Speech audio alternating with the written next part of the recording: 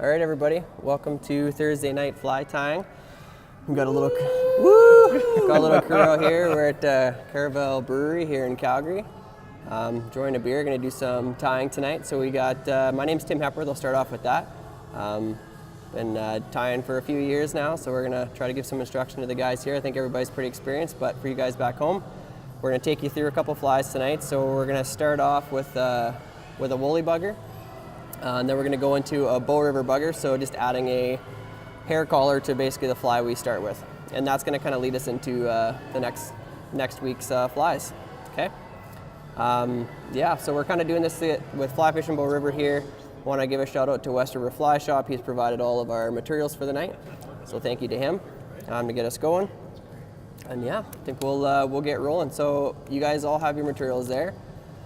So what we're going to do is I'm going to get you guys to start out by taking your, just take one of the hooks you have in there. So we give you enough material to do 3 flies. So one fly is one you can tie here, or that last fly here, or you can take it home and do it there, okay? So we're going to start by just putting that bead on the fly, and then we'll get it in our vise if you haven't already done so. And I will do the same. Everybody's got their beer. There's nothing saying you can't. So when you're going in your vise, guys, you can, I think someone said that your barb's already pinched. I didn't do that on purpose, so it's up to you. Did you get excited when you put the ball on your little I did, on my little hook. If you want, guys, it's an easy time. If you are gonna fish barbless, and we like to do that with trout, it's easy to just pinch the barb right at the start when you put it in your vise, however you do it, okay? All right. You steal my bobbin. So for you guys here tonight, everybody's been tying for a little while, kind of, sort of. Novice. Sorry, say that again. I've never done it before. Never done it before. Okay, awesome. All right. Well, we got some experienced tyers here tonight, so we'll kind of guide you through, and that's actually really good because we need to remember for the people at home, we don't know who's got what experience level as well. So. Mm-hmm. So if you guys want, while Tim is going through the fly, if you need a hand, just let me know. I'll come over and... Oh, thread? Yeah, for sure. Yeah. I got some here too. Oh, you got one loaded up? Do you want a bodkin too, or do you need just a... Oh, it's set up. It's ready. Go for it. Cool. Okay, yeah, we got some here for you. Do you have a bobbin? Okay. Oh, let's maybe hand that down there. Now, what we should do for next time is have the beer pong set up as we're tying. Agreed. There's got to be a competition going on here somewhere. Mm-hmm. Somewhere along the way. Okay, so for those of us who are a little newer to this, even just getting our thread started can be, when you're first trying, I know when I first started, I either was breaking thread all the time or I was pulling the thread off the hook before I could actually get it rolling. Okay, so the biggest thing is we need to start a wrap that then gathers over itself as we go back down the hook. So I'm going to come onto the hook here, and I'm going to make a wrap back over the line, and then I'm going to hold that tag up and wrap down that tag. And I can work that line from the head. On this fly, we'll start at the head, and we'll just work it back to about where the barb would have been, like so. Just let us know if you need a hand with that. You're working on the bobbin. No worries. If you lick, sounds bad, but if you lick the end of the line, and then you put it in, and then suck it through. Yeah, you suck it through like a straw. Yeah. You just have to get it started and then... Get it started and then suck it in. Suck on it! Yeah, you'll get those threaders and then you'll just learn that the sucking is a better technique. Yeah, you'll try it 1,000 times and then you'll do that instead. It's good practice for when you get home for the girlfriend. Yeah. And you can show her, you know? Yeah. There's no tongue required though, so don't bother. Camera's on you, so don't be too Speak for yourself. Yeah. Nobody's watching, don't worry, it's all good. Yeah, no one. No one at all. I mean, no one's judging. So once you have that on, then we're just going to remove that tag. We're going to leave that kind of laying it about the barb. Mm-hmm. So some of the good things about this tying a woolly bugger, it's a simple fly. It's a good way of getting you started, but it teaches you a lot of proportions. So when we're putting in still working on that. Yeah. You might want to cut that back and then. Yeah, it teaches us a lot about our proportions. So when we're going to put marabou on or we're doing other things, it's a good size of fly to use to gauge what our size of material is going to be.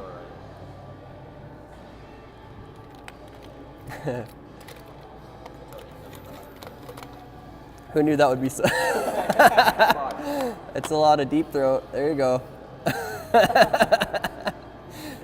This is the hardest bobbin I've ever seen. Yeah, it doesn't even want to thread. Because it's ceramic at both ends. Oh, there's no middle. You got it? Yeah, okay. We're Yeah, they just got the inserts, not the full tube. Well, that was an adventure. Mm-hmm.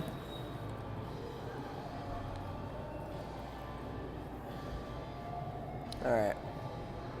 There you go.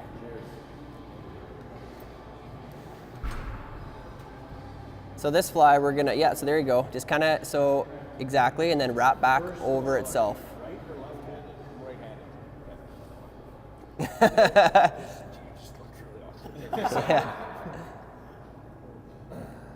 So yeah, you're just gonna lay that line over top and then use it and gather it back over itself as you move up. And then all that does is secure that line so it's not gonna pull out on you. And you're gonna wind that line back to about where the hook barb is. We'll get George here to come help you. Okay guys, so let's grab out our so marabou. You and I do this together. So you see how this is starting to slip down on you here? Yeah. So when you put this in, it's going to reach around your hair. So this fly can be tied with different types of marabou if you like. This is an actual woolly bugger marabou, and it's nicer because it's like a strung marabou, but it's the smaller pieces. And so we're going to take one entire plume. So you should have 3. The other thing you want to do. 3 in the bag we gave you there. One, you've got this tag. So we're going to take one plume. So just like this. You can cut it. Something that can, something about this woolly bugger fly, that kind of the way that it's traditionally tied, is if you look at that plume, you've got some darker feathers, and then up at the top it looks really light. The last little fingers are really fine. It's easy to control. Sorry. The next Oh, thing sorry. The last thread tension. the last little pieces are quite fine, so we're actually going to break those off. So when we're tying it in, we need to take account for the fact that we're not going to use that last little thin bits. We're actually going to tear them off. So what we're going to do is we're going to lay that on our hook. And laying it on there, imagining where those are going to be torn off, we want one hook length behind the hook. So then I can set it back on, I can change hands. I like to actually wet my fingers and pull the marabou back. That gives me a good idea where it's going to sit. And then we just call it a pinch wrap. So we're going to go over with one light wrap, kind of make sure it's where we want, and we're pinching that on top of the hook so that it can't wind around. I'll take a second wrap and I'll tighten it down. Okay? Did you explain the 2 different ways to throw these on here, or? I explained one way. What's your way? Well, if they want to do it a little sparser, just tearing off. We're going to tear off the end, yeah. So we tried to gauge based upon that. So then, guys, we have this tag here, and just to keep everybody's going to, sorry? Did you tell them how to distinguish how long you want? Yeah. Okay. Yeah. I'm going to shut up You're busy over there. We're going to leave this tag on for a second here. We're actually going to wrap back over it until we get to just in front of the bead. Because what we want to do is we want to maintain that same thickness on the hook shank, and then we can cut it off. And then we can wrap it down. So that way, if we had just tied it in at the back, we're going to have a big bump at the back when we put our chenille on and wrap it up. Does that make sense? Okay. Now, one other thing too, guys, is when you cut this, if you cut it blunt, square, you're going to have a thick end by the bead. If you cut it up at about a 45-degree angle, it'll taper down towards the bead, so when you go to put a head on it later or do something else behind the bead, you got a little bit of room. Gotcha. Yeah. And we're wrapping all the way down on this, right? Right up to the head? Yeah, so to just behind the head, and then you're going to do that cut that George just said, kind of at that angle, and then you'll be able to wrap it right down behind the bead.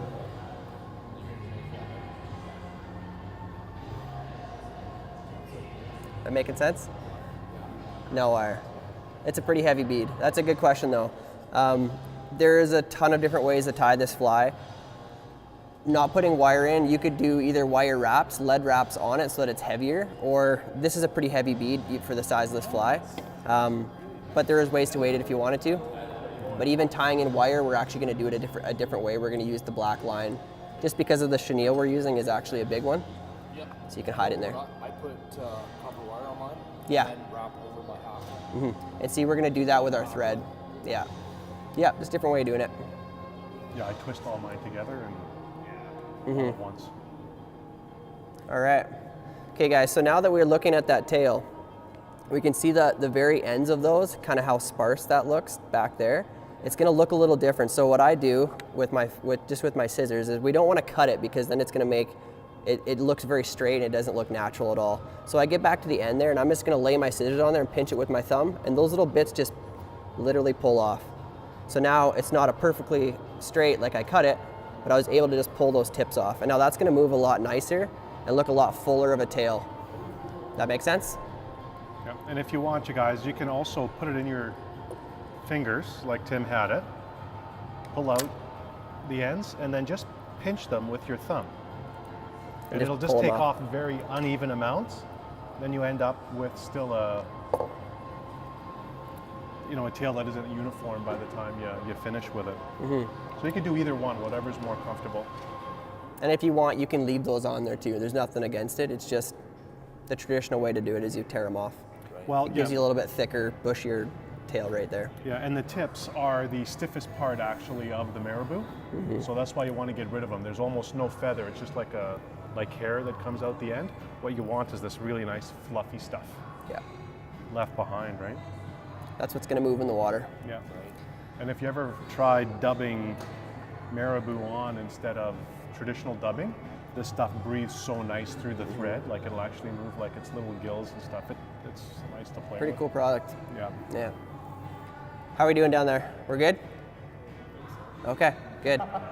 So what we're gonna do next, guys, we're gonna grab that piece of chenille. You should have 3 of them, that cactus chenille you have there.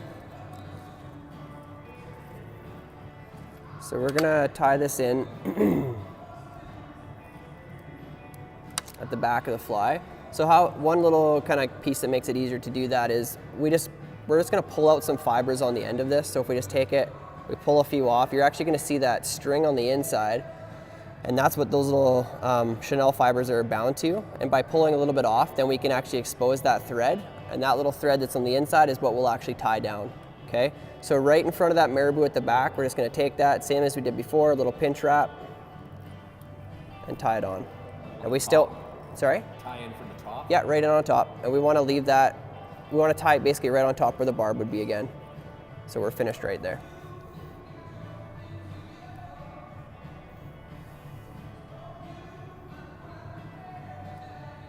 I'm gonna work ahead for a second. I'm gonna go help the young fella out. I'll be right That's a good back. idea. See how he's doing.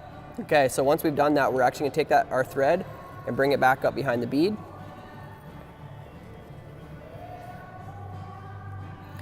Now, when the traditional way of doing a woolly bugger normally isn't actually done with this cactus chenille. We do it with just a regular black chenille or whatever color you want. It's a lot thinner, but this is kind of a nice way to add some flash into it, and it's what we would commonly use on our Bow River bugger, so we're just gonna use it for both flies.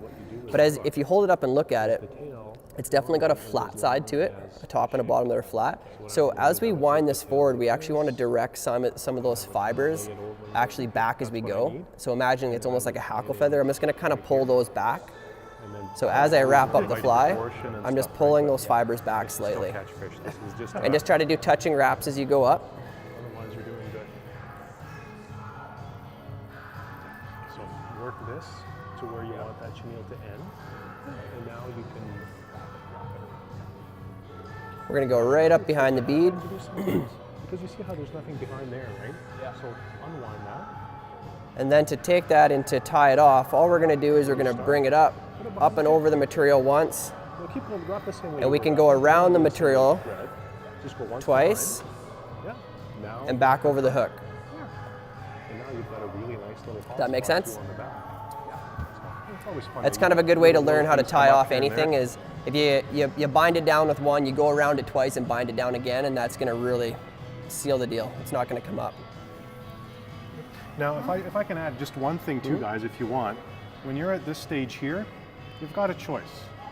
Okay, we can start wrapping the way Tim did, but if you want to secure the fibers in the back a little bit and have them stand up a little more, also it makes a nice little hot spot. I usually run my first wrap behind the tail, and then I start coming forward. So now behind, it hides where everything is coming off the hook, and then it gives it just that little extra color. Shine behind the fly. And what you'll find is this tail here now too will also stay straight for you a little bit better, and it won't want to drop down as much. Do you do that sometimes just with your tying thread as after you've tied off? I do it with every Your material. body, or instead of doing it with your body material, just doing it with your... I always do it with my first material after the tail, Right. whatever it is. And you know, for me, like I say, because it really helps the look of the fly, it helps it fish better because the tail stays up, and it does make it a little more durable. Right. Yeah, that's good. Yeah. Okay, so if we would have tied in, if we'd have been using a wire wrap, we could have added like, you could add in your hackle feather at the back. But what we're gonna do at this point is we're gonna take one of the hackle feathers that you have. So this is just a saddle hackle. So one of those longer feathers you had in your pack there.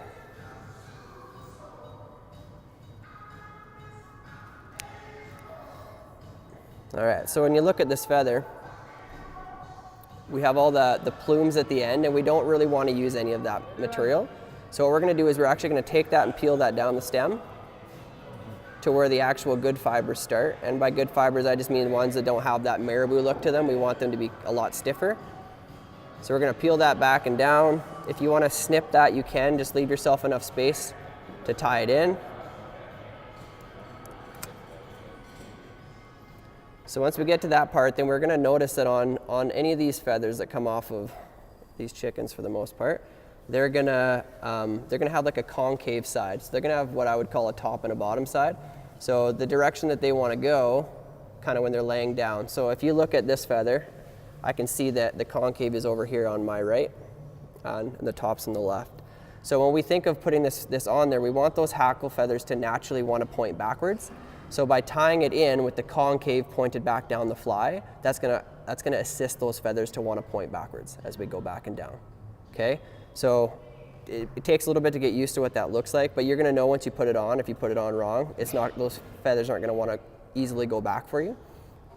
Okay, so what we're gonna do is we're gonna take this and tie it in up at the head here, and same thing as when we tie in lots of materials, but these are just a stem, so sometimes it's a little, they can be a little bit more fragile. But what we're gonna do is we're gonna leave just a little bit of stem showing below when we tie it in. So we don't wanna tie those hackle feathers right tight to it. You wanna leave yourself with just a little bit of room to work with. So I'm just gonna encapsulate it once. So I go once behind the stem, once in front of the stem, and then once behind it again. Okay? And now that you can give a small pull on that and make sure that that's not gonna slide out on you. And if you like to pull it, don't you, little yeah. fella? If it feels like it's gonna pull out, then you, man, everything you say is sexual if you're not careful. Tie it off the top or the side of the fly? I like to take the stem over the top and tie it as it's going down the other side. So it's just a way of being able to visualize how much stem you have to work with after you put it in. And what I like to do too with mine is I'll put one to catch it, a couple in front, a couple in the back, and now I know it's secure, like it'll never come out, and you don't have to go crazy like with 10, 20 wraps thinking you need that. Yeah. Because that'll actually help pinch it and hold it in place. Right. Yeah. So then guys, once we've got that secure where we feel like it's not gonna move, all we're gonna do is do probably 2 big spiral wraps, and they don't have to be super tight, but just back down the fly. So especially in this cactus chenille, you're not gonna see those, see that thread moving back, and we're gonna get right back, making sure we don't force those marabou feathers down. We wanna finish right back up at where that barb was, okay? So this is where a lot of guys, when you're tying this fly, traditionally you're gonna use a piece of wire and it's gonna do the same thing that our thread's gonna do instead. We can get away with not using it because we got a flashy material underneath that's gonna hide our thread, okay? So once we got that in there, what we're gonna do here, guys, we wanna do 1 full wrap up behind the bead before we start angling that hackle to go back. So we wanna make sure we have a nice solid collar at the front of the fly that's very even. So we don't need to pull super hard, but what we want to do is get that to go around once until you see that you have feathers all the way around. And as we start, okay, now I've got all of them, I'm going to start going back. And so this is what I'm talking about, orienting the feather properly. Now when I look at this, those feathers are pointing backwards for me, already wanting to go back, okay? And I'm not doing touching wraps, I'm doing an open spiral wrap. So long as it's an even wrap going back, we don't have to have, we don't want to do it in only 3 wraps going back, but we also don't need 10. So you kind of gauge off of how much room you have with your feather. You want it to be a nice full fly, but you don't need it to be nothing but hackle feather, okay? Right back to where we get to where our thread is.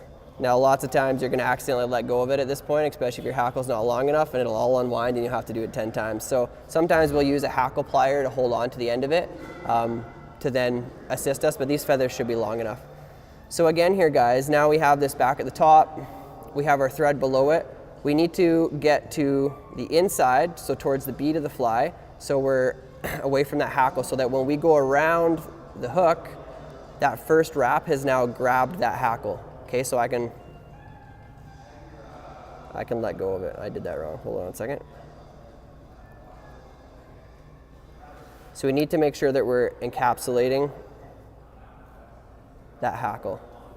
Okay? So that we know, you can tell that when it gets tight,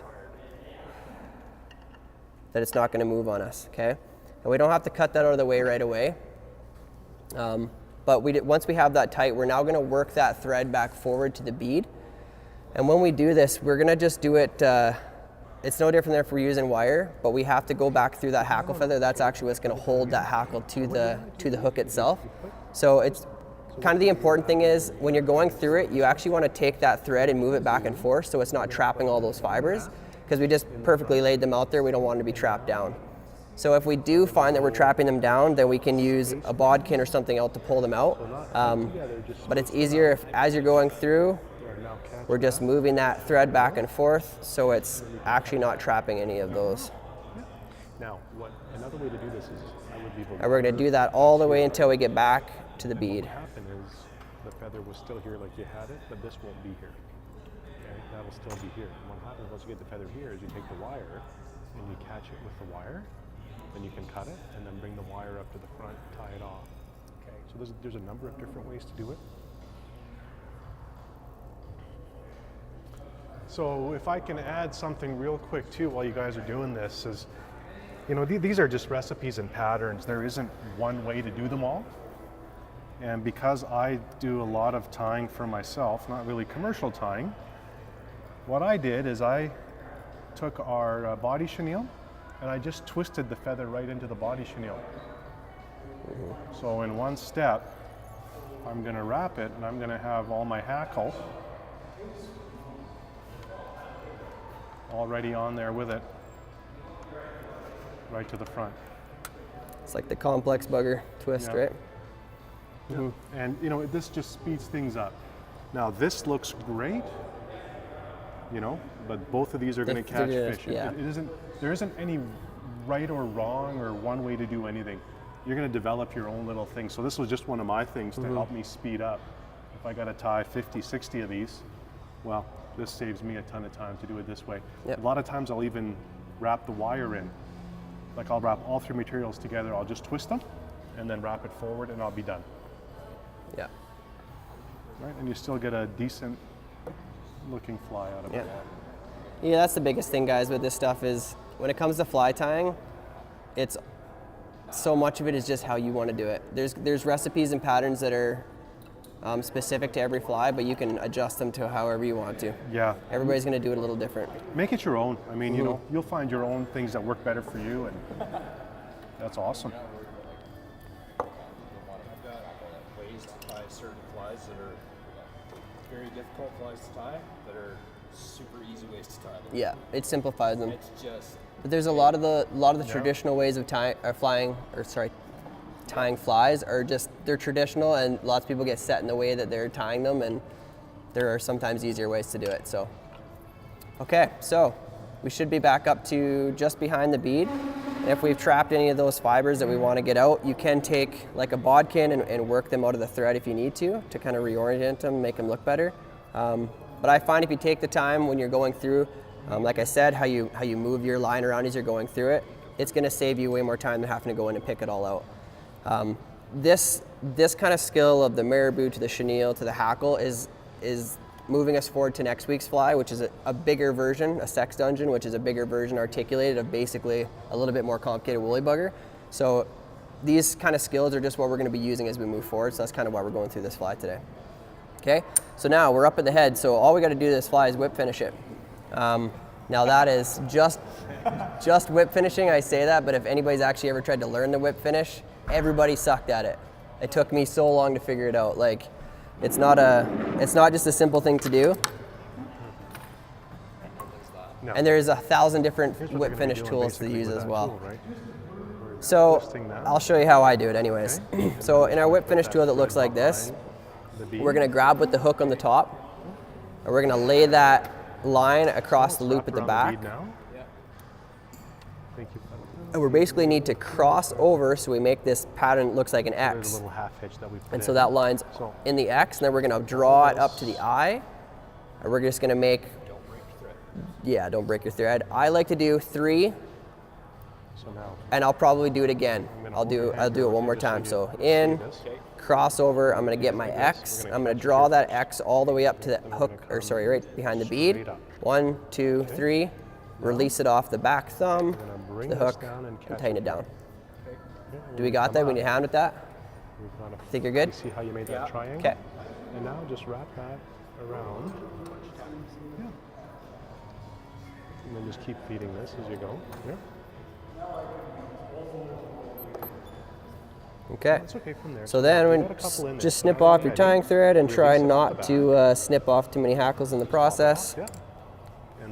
And then we just take some head cement, which I don't have on me at the moment. One second. You can practice again. So like I say, go straight. Once you got it on here, lift up. Then let this fall down and we'll just naturally catch that line. Make your triangle. Bring the X where the triangle is to the head. And then just see how I can move this now. And that's how. And same thing, everybody will use their own, everyone's kind of got their own cement they like to use. I used to use Sally Hansen's religiously, just like the nail polish, because it's fairly inexpensive and it's got a nice brush on it. I pretty much only use Zap-A-Gap now. It just takes such a tiny little drop to secure it, it's never coming out. But everybody's got their own personal preference.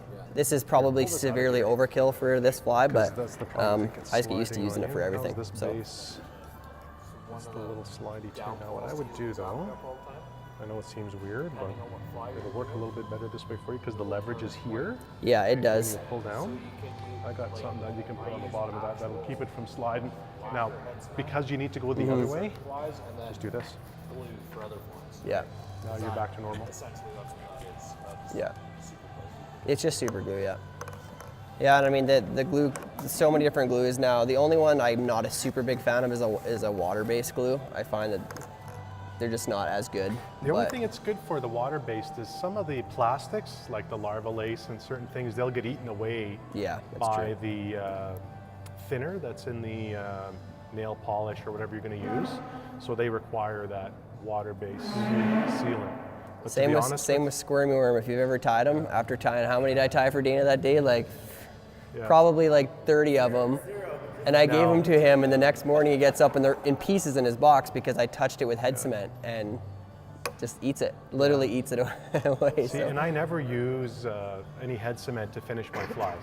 No? I'll just do 2 whip finishes, like 2 sets. And it shouldn't come out. Problem, no. And if I'm really production tying, I take the Zap-A-Gap or Crazy Glue, and I'll wet like an inch of thread. Not the hook itself, just wet an inch of thread, wrap it 2 or 3 times, break it off, and it'll never come undone. So what I'm going to do for you, lift that up. There you go. Give that a go. Do we have any questions about that, guys? Anything? Got questions about the feathers, how we did it, anything? Tying on your hackle, where did you choose to start your tie-in? So, for the size that we were tying there. So this is. I went up a little bit higher, right? So I got right, a lot of hackle. and that's fine. So this is what it looks like with the hackle size. like on a, you know, if you were to buy a woolly bugger in a store, chances are that fiber is going to be like the tiniest fiber. These are all probably too long, even though this is an actual woolly bugger hackle. They'll use like almost like a dry fly hackle that's just a little bit bigger size, which I mean, it's okay, but it's super expensive, and why would you waste that good hackle on a woolly bugger? Because this is going to all draw back, and that's all movement, right? All of that is just movement, so there's no downside to it. So, especially on this next one, you got a couple of really boisterous looking ones here. Some of them are a little thinner. That almost looks more like a schlappen. But I'm not gonna waste any of that. So I'm just gonna pull back right where the fuzzy stuff ends, and that's where I'm gonna start peeling back, and that's where I'm gonna go first. That's where I'm gonna go. Most places, but same thing. I've got my own for sure. little things I do on mine too. So if you guys want to have a look at here, Tim, if you want to take yours out, we can pass them around, and the guys can see the difference between between the two. Between both, you know, the different ways we tied. So you can see in George's when he took this and he wound them together. So this is actually a technique we're going to use next week on a variation of a sex dungeon, where we actually take hackle and chenille, and he does wire. Like you can really add any three things. Loon makes a great product, like your Loon tools. They actually make a dubbing spinner with a gator clamp on it, and that's what I use all the time. And you literally just spin them together, brush them out, and wind up. And they call it a complex bugger twist. And nothing looks more full in movement, and it just speeds up the time. So he could probably tie 3 flies in the time it take me to do 2 of this, just because he tied everything in here and he just wrapped it all 4 in one shot, whip, finish, done. It probably took him longer to wrap it or tie in his marabou than it does the rest of it. Like it's really fast and it's slick. So as you can see there, it might not look as clean with the hackle the way it is, but it doesn't need to. This is all just movement, and we're trying to create profile on a fly in the water. So this basically is giving a little bit of a brace to that tail, and that tail is just going to dance behind the fly like a skirt. Yeah, and then if you turn it around, when you look at the back end, that chenille now looks like it's coming from the tail all the way up. If you lift up its skirt, there it is. Lift up its skirt. Oh, you bad boy. All right. Yeah, you can pass it around if you want to look at it. Yeah, pass both around, and then you can kind of see the difference between the two. Like I said, there's no right or wrong. They both look great. They'll both fish well. It just depends how you want to do it. We probably put way too much thought into what it looks like for a fish. They really don't care. Hey, pretty flies catch fishermen. Yeah, that's true. Now, something else I wanted to say to you guys when Tim was going through this is this part here that we got rid of, it's free marabou. Like, don't throw that away. Like, instead of using just the straight marabou all the time, you know, especially if you're working with these saddle hackle, utilize the marabou off the back of the saddle hackle. Right. Yeah. For body dubbing or whatever. Or for the tail, or for, Yeah. Yeah, I do a little micro leech pattern that I really like to fish, which is a small woolly bugger. Yeah. And I do it all with one feather. So I take the marabou off the back, put it on. I put a bit of ostrich herl or a peacock herl on there with the wire and the hackle. Put them together, come up, and you're done. Right. So, yeah, don't be shy to be. So have you guys fished a woolly bugger before? Yeah. This is probably one of the best streamers ever created. Like, it's super simple, but it's super effective for lots of reasons. But okay, so George, just give us an example. If you were to pick this out of your box, what would be the first way you'd think to fish it? I would just probably dead drift it would be my first go. Dead drift it? Yeah. So if you want to use an indicator or just straight line, or if you're your own nymphing, like it'll work just fine. I'll suspend these two in a multi-rig, and I'll have that as the bottom fly. You know, they imitate a leech. Yeah. They could also be mistaken for a stone fly. You know, they could be mistaken for a number of things. And you could customize it, throw some legs on it. Yeah. You know, or put some different flash, or put a hot spot. Yeah, exactly. Yeah, whatever. I mean, you know. Yeah, that's the nice thing with doing this is, you know, you're on the river and you go, hey, this kind of worked and this kind of worked. Yeah. So, you know, then you can start putting stuff together and make your own. Yeah. Yeah, it can be a really effective. Sorry, go ahead. Mine with either neon green or neon orange cone. weighted shank. Yeah. So that it, Yeah, even lead wire on a shank of this is not a bad idea at all. Like, it really depends what you want to do with it again. So this fly as is, I would take this to a smaller spring creek and I would fish it as a streamer, like fish it like a streamer, just on a little bit lighter tippet, because it's still a streamer. You can move it like one with weight up at the head, but as soon as we start putting a ton of weight on it, then it's slapping the water if we're fishing it more a little bit more delicately. Fishing it as is like this you can do it tons of different ways, but like George said, under an indicator in the spring, we got lots of leeches out, especially on the bow. Great way to do it. You could put a little orange hot spot at the head or one under the tail. You got an egg sucking leech. There's tons of ways to do it, but there's stonefly nymphs in the water in the spring just like there is leeches, so it's a really good fly for that. Yeah, and if you want to make this egg sucking leech, it's as simple as throwing a bead in front of it before you tie it on. right. Right. So I mean, again, you can Do you just want customize to this share on the it on my water. Facebook? Church was that shit. Church Anytime. wanted you to share I also that like so to you put can these see it. behind streamers. If you could just share that. So on if my I'm throwing a Facebook so streamer, she I'll can put a see it. woolly bugger behind it or a Jimmy legs or something of the sort. So Yeah. yeah, they're very useful. That's something you definitely want to have Yeah. and have lots of. So something else too, guys, like when you're pinching barbs, like in my Nord vise here, and it's the same with whatever vise you're using, if I put my hook in and it's fairly loose, but when I turn it, it pinches that barb for me, and I mean it's gone, it's down. Yeah. So instead of having all these tools, roaming around your desk, like I try and just keep it as minimal as I can. Yeah. So same thing, like when you put it in your jaws, if you've got this style here, you may want to just hold it open a little bit, Yeah. and then just twist it in, and you're done. Thank you. Yeah, it's one of those things where, especially with pinch and barbs, I mean, us here, we guide, so having pinch barbs, from a conservation standpoint, we like it because it's a lot gentler on our fish, but at the same time, we don't want to pick them out of our back either, so it's nice to have them pinch bar or pinch down. A lot of times, I just do it in the vise simply because if I don't remember to do it. If I get it on my line, I tie it on, it's a new fly, I'm fishing it, I forget to pinch it down. It's really a preference thing. You don't have to pinch them down, there's no law about it. It's just whatever you want to do. We just, more than anything, we don't want to pick them out of our face or our back. So it's like, yeah, you got people casting a little too close to you. It's nice to know that those don't have a barb on them. I took one out of my face before. Yeah. Oh yeah. Oh, yeah, they're No, they're fun. No, it's not. So because you guys are using a rotary vise, what you want to try and do is bring this down to the same level as whatever your axis is. Because if eventually you start twisting a little more, it'll jump up and down. Where when you have it closer like this, that shank will be on that axis. Gotcha. And it'll just stay nice and still for you as you want to do anything. Okay. Basically, you want to think like, Yeah, like his my axis is cradle- right here. my cradle's set low. But yeah. So yeah. It's just one of those It's one of those things where it's just. Who's this guy? Hey man, how are you? Sorry, man. No, it's all good. Good to see you. Yeah. Good to see you too. Now, the other thing too that's kind of nice when you Pull up a start chair. working with rotary vices is if you get a small Yeah, he's got one piece right. of Where is hot it? glue, Hey Dana, where's you that vice roll it at? into a little Oh, right ball, there. and then while it's still kind of warm, you fit it onto the point of the hook, and then keep it. Because now when I'm tying, especially if I'm production tying and I'm in a rush and I'm using a thin thread, if I nick the edge here, I'm not going to break my thread. Yeah, It'll just rub he off did of just that. tape it up on the way out. It's taped. Yeah. Erasers are good. Pieces of I don't know what he cord. has for tools in there, but if you need something, just let me know. Yeah, Got stuff here. whatever. Yeah, and you don't jam your finger into it either. You fly tie at all? I've done it Oh yeah. once, twice. All right.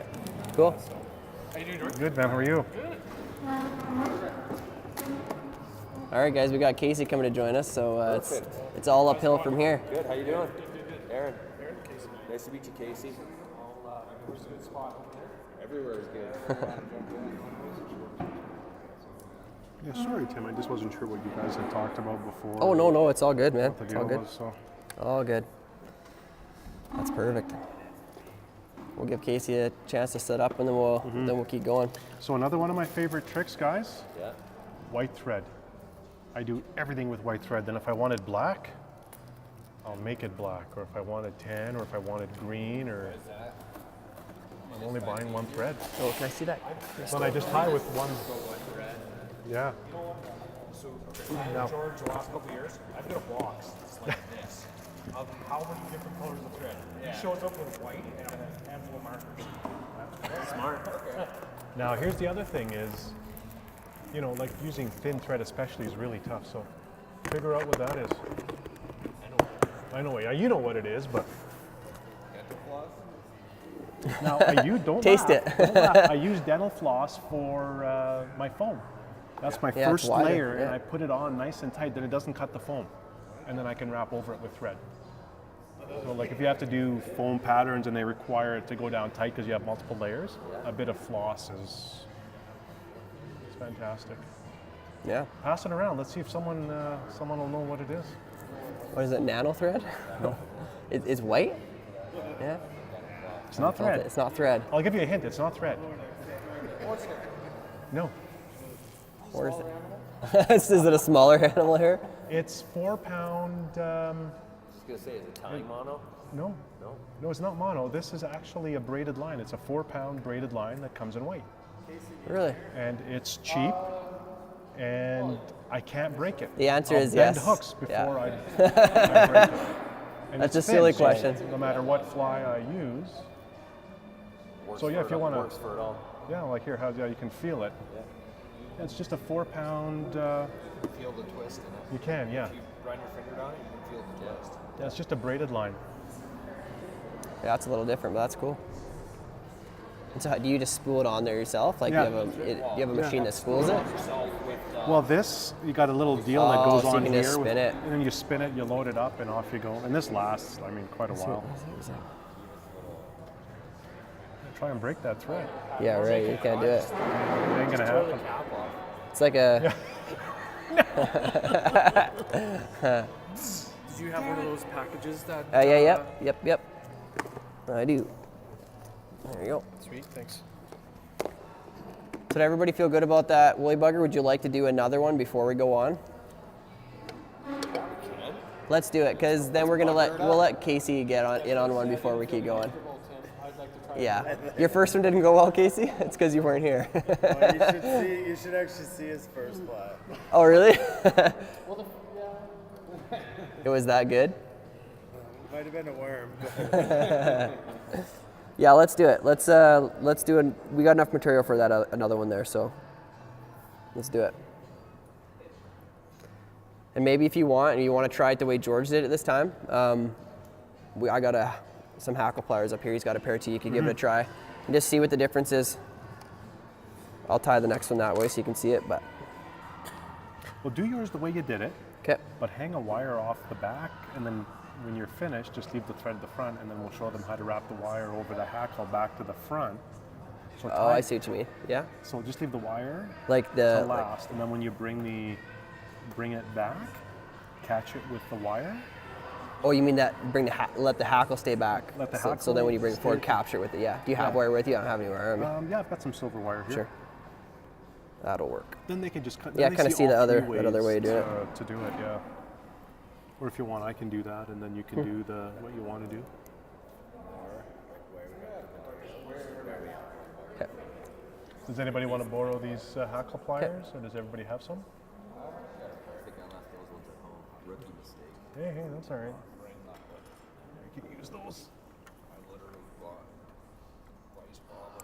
Yeah. Like I said, I grabbed the bag that had stuff from last year in it still, so.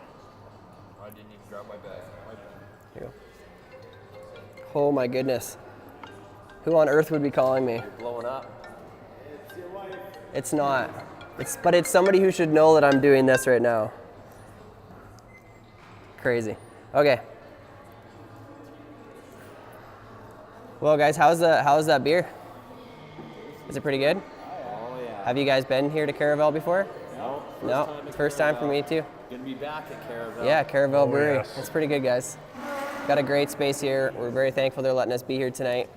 It sounds like they want us to be here as much as we do, so that's a good relationship to kind of move forward with and have this space to do this every Thursday. So, Yeah, I'm very thankful to have the room. yeah, it's really good. Nice and roomy. We also want to thank West River Fly Shop again for giving us materials tonight and graciously donated them to get us going. You should have made him come. Yeah, Troy wanted to be here tonight. I guess there was other things more important than us. I don't know what they were, but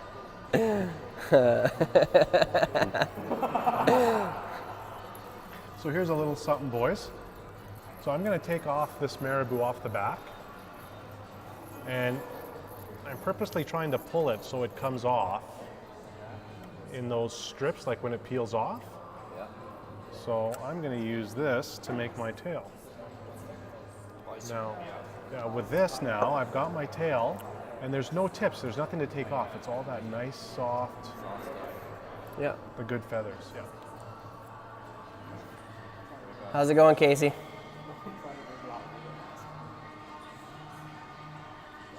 Casey, is it going good? You got it? No. Have you tied this before? No. Okay. No, I haven't never done one of these before. All right. What do you got so far? I have this hook Okay. and a little bead. Okay. Got your line.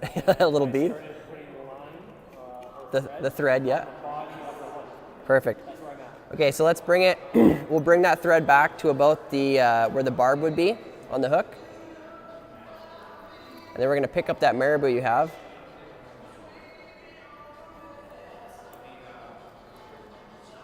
So again, guys, when we're gauging this, we want about a hook length worth of marabou behind the hook. So if you can imagine where you're going to pull off that stuff, we're just going to go a hook length behind that. And I like to wet that marabou down just so it makes it look, it pulls it all together, so I actually get a really good gauge of where I want that to be. And I'm going to grab that marabou again on top, and I'm going to pinch it. So I grab it like this, and I actually set that in the crease of my finger, so it feels like I'm pinching on the hook as well. And that just holds the mark that I know in my head where I want it to be, right where it is. Take that loose collecting wrap, so I know it's right on top, pull down a little bit, take a second wrap to tighten it down.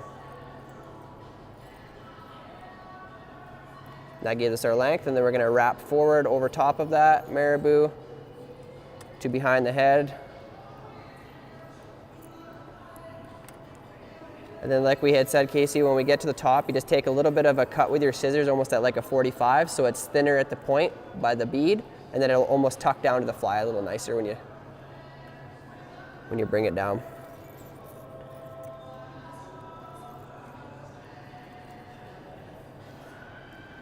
So you guys can kind of go at your own speed. You know the fly. I'll kind of take Casey through it. I'm gonna tie this one a little bit different again with a variation with some wire, how the wire is going to hold the hackle feather down. And I'm going to do something a little different here too, Tim, to show these guys. I'm going to do a little dubbing loop Oh yeah, for the hackle after. nice. Just making it complicated. Dubbing loops. Yes, I have met him before. The creator of everything. Bad George.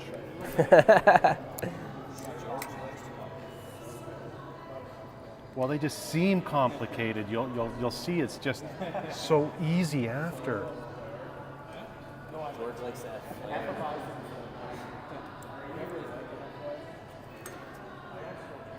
So far, I've had this is the coffee. I've had The coffee is good. the spiced ale and What you looking for? the Irish Red. They're all I'm just trying to see what I brought for, Oh, Pilsner's good. what else for do you need? fun. I was just going to build something. I'll build it down and wrap it up. I was going to stick some color in there of something. I don't know what I've... Anybody want to use those hackle pliers to spin that a little bit? Or did I already give them out? Oh, they're right here. You want them? Yeah, I didn't do those a second. Okay. Should have done something before. That's okay. But I didn't.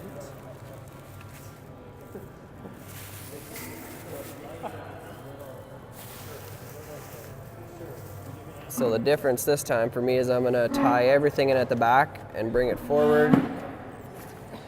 Actually, I'm gonna go the hackle first. I'm gonna try the George way here. Why? Oh. Did not. So go with some wire first. And bring that wire back to there.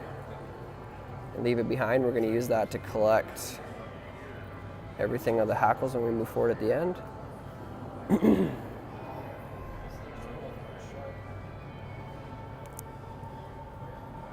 So again, on the hackle feather, we're just gonna pull all that stuff we don't want off. We could use that as marabou for,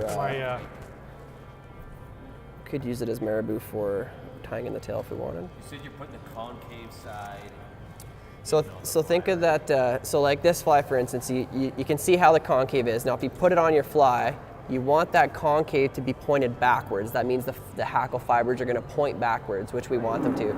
If we were to do it this way, they would fight us the whole time and they'd point forward, and it wouldn't move with the water we want, the way that we want them to. Right.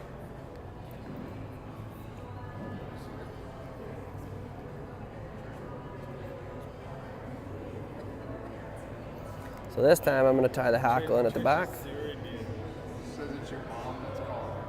Oh my gosh. Apparently my wife is calling me out. That's always wonderful. Oh, I got that last year. Thank you for the support. It's mine not my wasn't mom that's calling, by the way. Although it wouldn't surprise me, it's not my mother.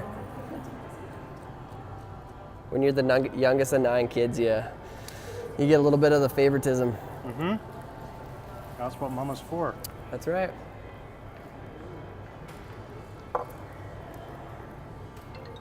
Oh my gosh.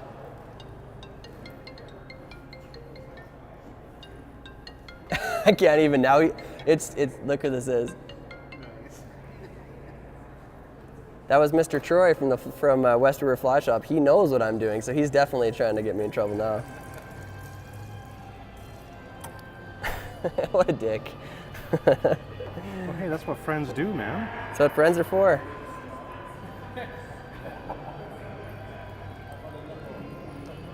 Okay, so for me, I've done this a little different this time. I'm gonna tie everything in at the back and I'm gonna work it all forward. So I'm gonna start by going with my chenille, and then I'll go with the hackle, and then I'll use the wire to capture the hackle instead of how we did it the first time. I used my line. I kind of just working down the hook the opposite way now, just to kind of create it, just to show you guys a different way of doing it. Like we said, there's 1,000 ways to do it, and everybody can kind of pick the one they like. I personally don't like this way because I think it takes too long. That's all right. I'll show you how to do it anyways. So I've tied my hackle feather in so that it's oriented backwards already. And now I'm going to take it and wrap it forward, making sure that those fibers are staying pointed back. You can kind of pull them off the stem and then almost draw them back. Even lick your fingers and draw them back.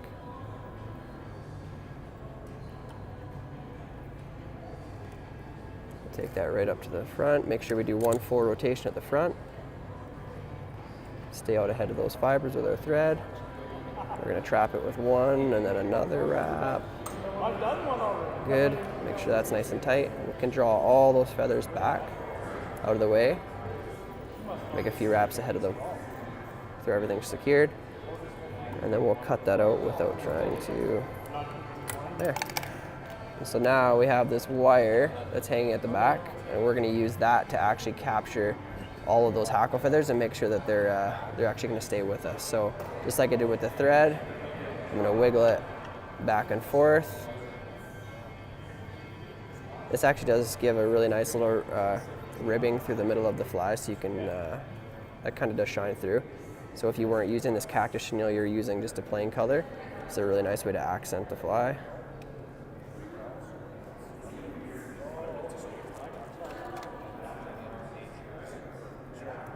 Then we need to get that wire right up to the bead. And we're gonna again take our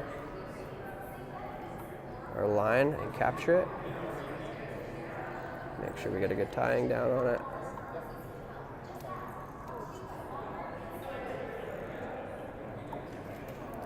And now if you're smart, not like me, you'd have brought real tying or real scissors that aren't your good ones to cut wire with.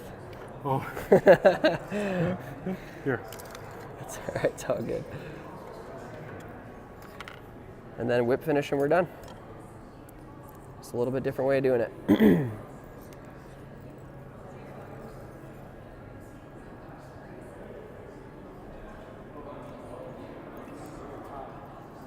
How are we doing down there, guys? Oh, a couple thread breaks. Oh, yeah. Lose a feather. Man, It's still good times. I like it. And if like me here, how I've captured some of the hackle in front of that last line, you can just get it nice and tight and trim it away. And then put head cement on it if you want, and that's it.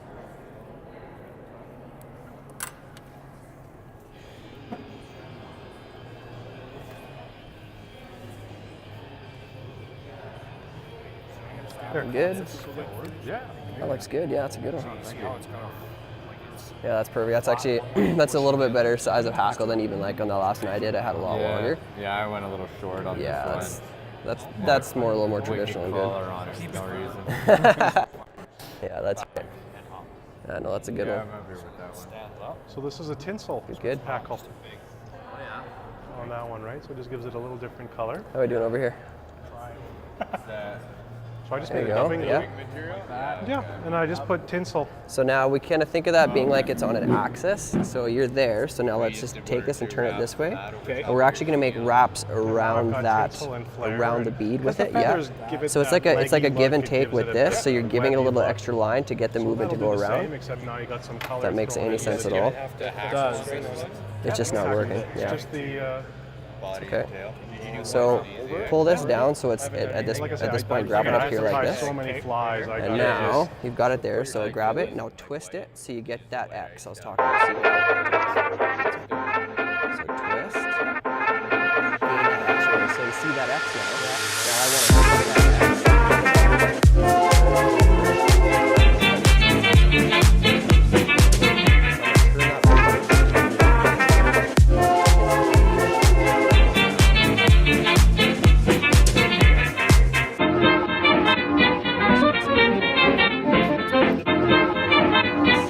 And that's why this piece here is on a thing where we can, on a pivot, so we can go around it again. Capture that again. Woo. This is so weird being on the Good, how wrong are you hand doing? for me. Oh, George. There, now I've seen I'm gonna let go with this one, and you're gonna pull on that, Sat down and that draws it in tight, and you let go. I have to go pee. So what I will teach you though, that will make your life a lot easier, is if we're here. I'll get you to start that on the bead again, just behind the bead. Perhaps right, perhaps fine. Capture it. Good.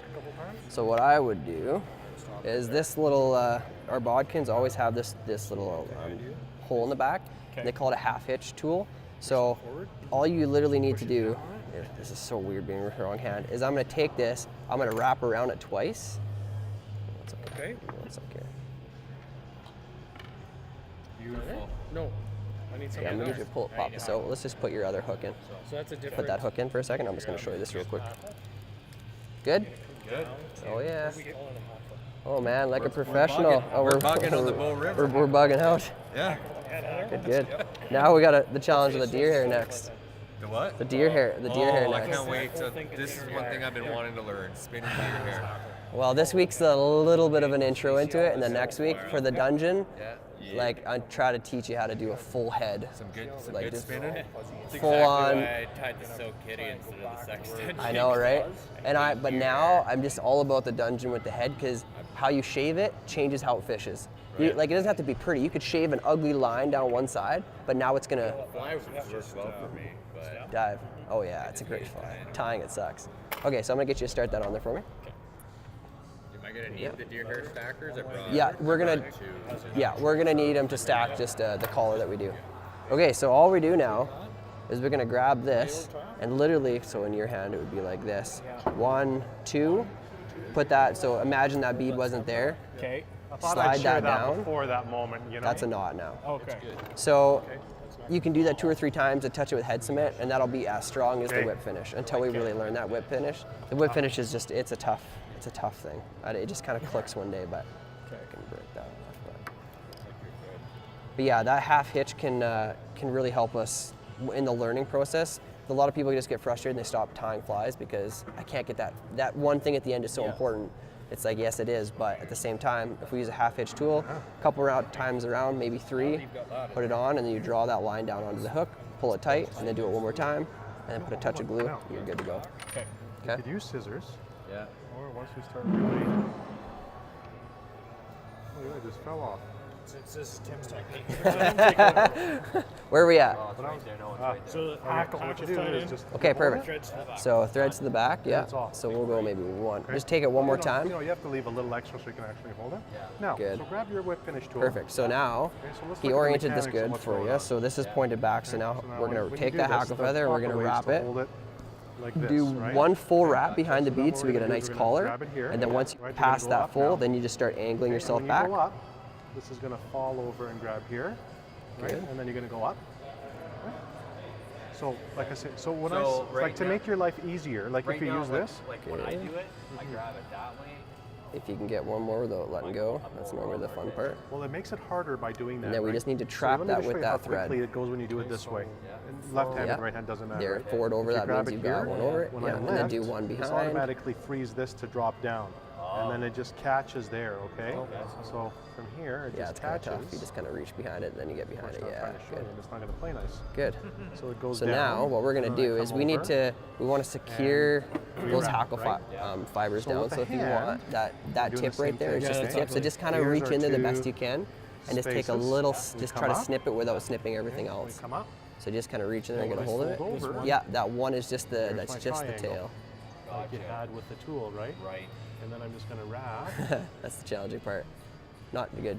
That's good. Maybe that Not- guy? yeah, you're good. That was just a piece of marabou from the tail. Okay. So now, sometimes you would use wire. You'd leave wire back here to wrap back up through the hackle, but we're gonna, it's a little easier to teach you on this. Okay. So what we're gonna do is we're gonna come back through the hackle the whole way, but what we do is we move it like this Yeah. so that it doesn't trap. So we're just moving it back and forth so it doesn't trap any of that. So just do that all the way up to behind the bead again. So just because we don't want. We're just that trying to nose- not trap the fibers down. Yeah. Good.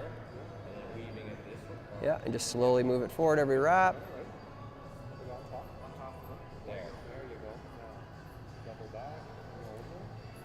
Good. And slip through at the collar. Try not to trap any down when you come through at the last.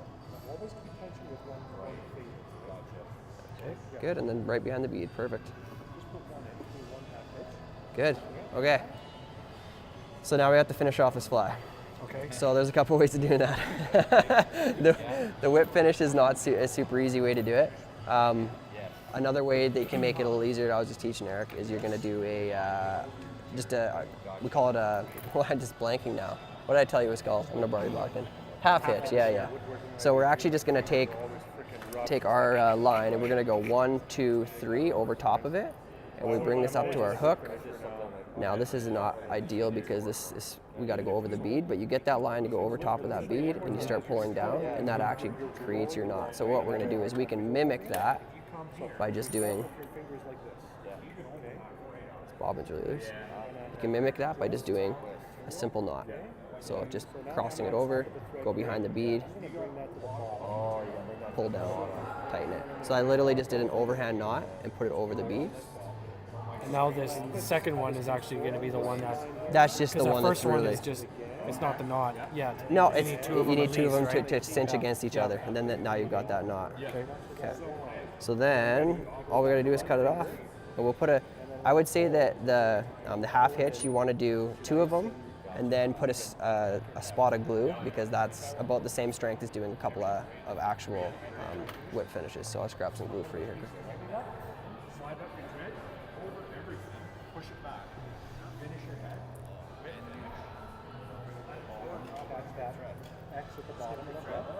So whatever glue you want to use, but then we just put a small spot on it.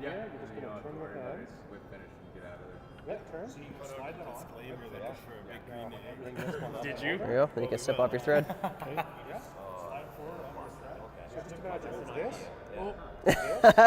Trimming fibers. Good. Yeah, and you can kind of. That's good, man. That's good. That'll fish. Oh, it will. It will. Look at that. Some extra legs. Yeah. Extra long legs.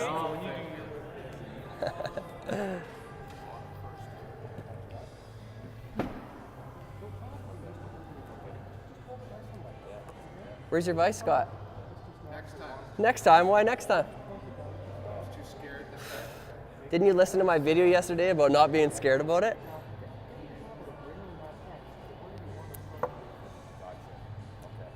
How'd that fly go, guys? We about done that one? All right, well, let's get into the fun stuff then. So we're basically gonna do that same fly again, except this time we're gonna leave ourselves like a 1/4 inch behind the bead. And what we're gonna do behind that bead is we're gonna put a hair collar. So the Bow River Bugger, there's again, just like the Wooly Bugger, there's tons of different ways to do it. Some guys put in rubber legs, put in flash, put in tons of different stuff. It's a lot of variations to it. This one's just gonna be one of them. So we're gonna tie the exact same fly we've tied, but instead of coming all the way up to the head, we're gonna stop about here, and we're gonna do one simple collar. So, sorry? Still using your bead? We're still gonna use the bead, yeah. So when we put deer hair on this fly, deer hair floats. So it's like with most hairs, they trap air, so they're light. So we use normally a body hair or a belly hair. You want my belly hair? Yeah, no thanks. Which is normally traps a little bit more air, which means it floats. It's easier to work with, but it has more floatability. So that's why we gotta have to keep the bead on there, a weight of some kind to help it stay down, okay? So yeah, so we're gonna do the exact same thing we did before. We're just gonna, again, we're gonna stay back about that 1/4 inch from the bead, maybe a little less, just enough to get a collar in. We'll put the hair in, which I'll help you guys do. That's probably gonna take some time and about 10 tries.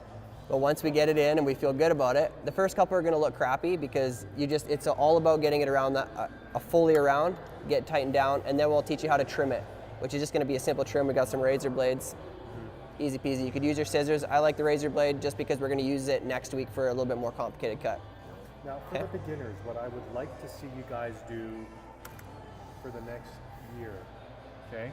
Because everybody crowds the head. That's the worst mistake we do when we fly tie. So what I want you to do is to go what normally would be the length of the bead, go back behind that. That's where you're gonna start your thread. And you're never gonna cross that point again until you're ready to make the head. Yeah. That's all. So when you start there, just tell yourself, I'm not gonna go past here until I'm ready to finish the fly. Yeah, that's a good key. You're right. Really Crowding good. The head is like always. How many times have we done it? Thousands. And it becomes miserable. Yeah. Right? Because you made this beautiful fly and it's just like, oh.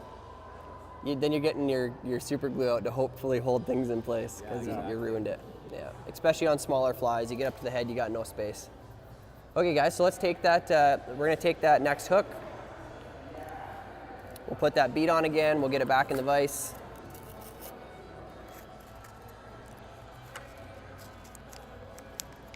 Yeah, the trick I showed you with the breaking the thread, it doesn't work so well with this one. Your braid? No, it's a good way to lose some skin. And something I would say too, when you're working with deer hair, you know you're gonna be working with deer hair, step up your thread, right? So you don't wanna use a 70 denier on any hair because maybe in like a caddis or something where it's very delicate, but we do actually need to get a full tight. We want that hair to flare, which means we need to be able to give a tug on it, right? So I would say a minimum 140, tugging, yeah. Minimum 140 denier on it. Should be what, like a 6/0 then? Yeah, 6/0, 3/0 might be, AJ? 6/0 might be, or sorry, 3/0 might be too big. Well, I don't 3/0 would be, I think you're going up to the 210.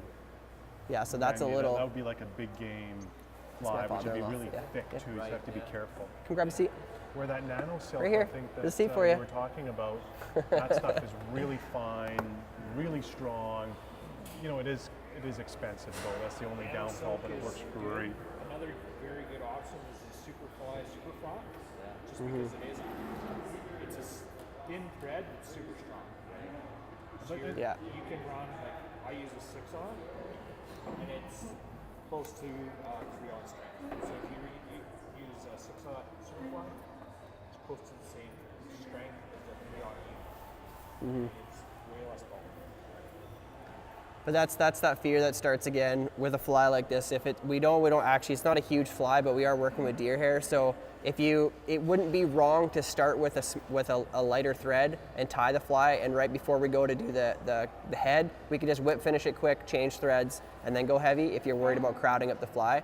But if you're careful, there's no reason you can't stay with the heavier fly. All we're doing is attaching like 3 materials, working them up, but you're just gonna want that a little bigger. So just being conscious about it before you start, because sometimes you get to that point and you forgot to do anything about it, and then you're in a little bit of trouble. Okay, so let's go ahead, we'll tie in that marabou tail again, we'll put the chenille on. We're basically gonna do the exact same fly we've done already twice. We just gotta remember that all has to finish give us that room behind that bead so we can get that collar in there, okay? And I would say err on the side of too much room as to not enough, because what's underneath the deer hair is, we do all this pretty stuff under here, but really at the end, the Bow River Bugger looks like a little bit of flash underneath with some hackle, but mostly it's a deer hair collar with a marabou tail. That's really at the end what it looks like, so.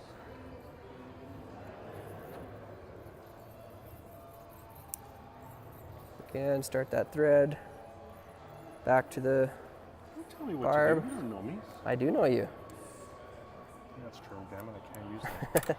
Do you like to take your ends off before you tie You on, can, or- if that helps you gauge it a little better. I normally don't until I've got the marabou on, but I don't. Some people wait till the end of the fly. I do it as soon as I tie my marabou in, then I rip it off. Well, there's nothing wrong. Again, do it how you want to do it.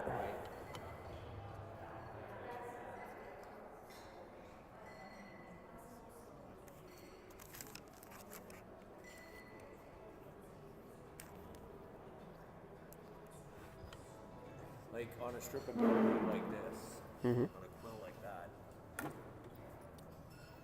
Yeah, so that's Like a you're big pulling quill. off all that stuff right So there, right? on this one, yeah.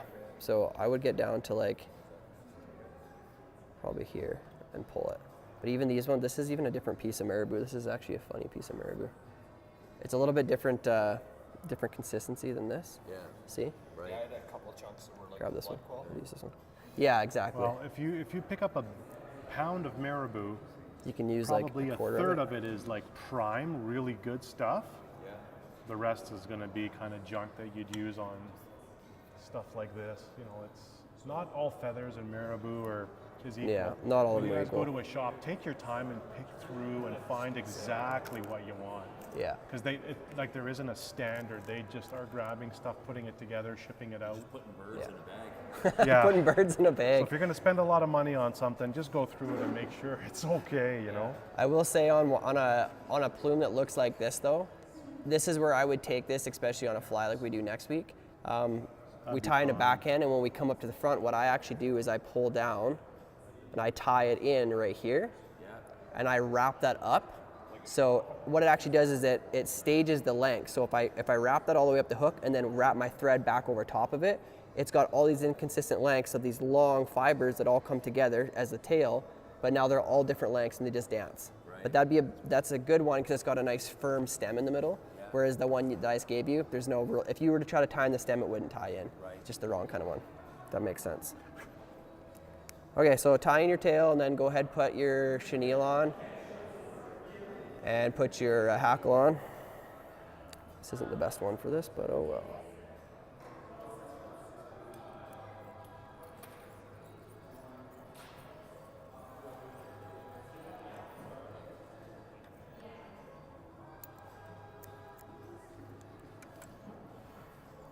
What are you laughing about, Scott? What's that? We still don't want to go all the way to the tip. We want to leave like a little bit. No, like I just actually did the exact same thing. Leave some room behind the eye. Spin, deer hair. Like I said, probably if you were to take your bead, imagine a bead length behind is where you want to stop wrapping down.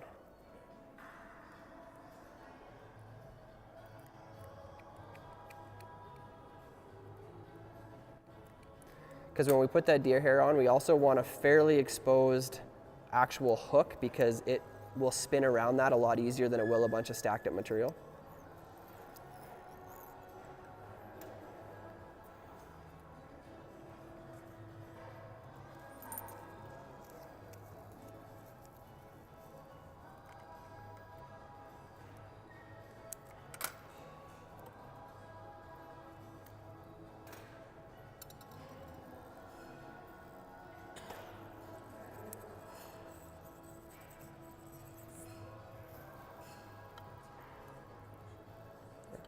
Yeah.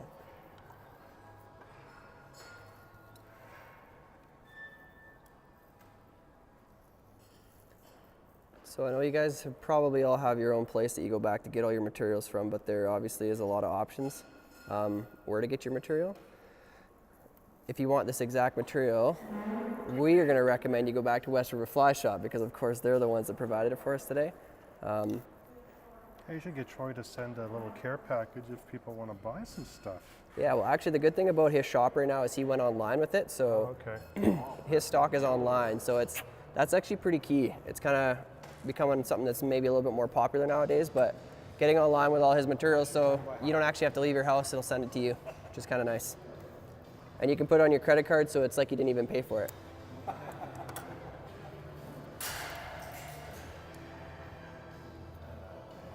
think I'm still paying off stuff.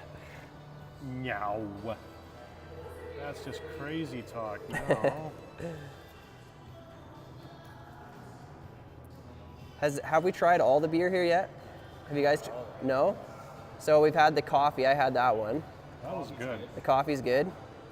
Well, Spiced ale's really good. Spiced One of ale? the darker ones. okay, The Irish Red is also really good. okay. I have So no- he's had Scots of all of them. So everybody else, I still got 3 to go. 3 to go. Okay. I'm halfway there. Atta boy. What has everybody else had? You had a blonde one too, like me. I can't say it. What? How do you say it? Hefeweiser. Yeah. I do. I'm not a big fan of beer, so this is. I'm working on it. Okay. Good. What's that? Pilsner's good. Is it? Well, I appreciate that Caravel makes good beer, and I'll learn to appreciate it maybe sometime. Very good beer.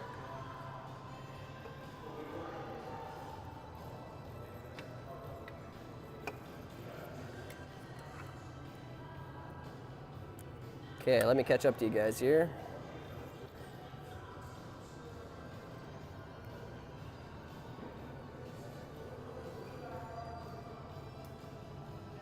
So this fly, we're gonna, like the way you would fish this fly could be very, very similar to the Wooly Bugger. Something I actually like with this fly is, because it's a little bit more dynamic looking, I'll actually fish it like on the bow. A lot of times we fish it, if we're fishing streamers, we actually fish 2 of them. So if you're fishing a double streamer rig and you got something 3 of them, could give me a break. That just sounds like a mess. So if we're using, let's say, a bigger fly up front, circus peanut or a dungeon or something like that, we could trail this behind, maybe trail a Creelix minnow behind, something like that. But something like this fly is nice because it's not super heavy. It makes it a little easier when you're trying to teach somebody to cast 2 different streamers at once. And it looks good, especially having, if you, like the hair we're gonna use for this, we're actually gonna use a more of a tan or white hair. So it complements the color from a black to a more whitish color tan. Okay, are we about there, guys? Ready for some hair? Did you go over with the guys how to weave? Yeah, yeah, we did. Sweet, sweet. Okay, what did I do with that hair? Scott, you mind opening that up or throwing me that hair? There's some here, or do you want to use a different? Yeah, you can use either. I don't know if I have enough there or not, but. Okay, guys, I'm gonna. What's that? Go ahead. Oh yeah, I'm gonna do this first. So if you kind of want to keep an eye on me here, I'm gonna show you how I do this, and then I'll come around and help you with this because this is a little bit of work to kind of get the feeling of. When you're looking for a hair that you want to make a collar out of, or also a hair that you might be trimming with, or want to trim later into a shape that you actually want to be able to use, I would stay closer to a deer belly hair is probably one of the best. So like the patch you have there, the hair itself is thicker. You don't need quite as much of it, which actually makes it easier for you when you're trying to first learn how to get it all the way around the hook, pull it tight so you're getting a good flare on that collar. So when I look at a patch, this hair is maybe not as nice as that one, but what we're gonna have to do is we're gonna take not a huge amount, I would say like at most a pencil thickness. And So if I can add something to Tim, what steal he my was saying scissors? there.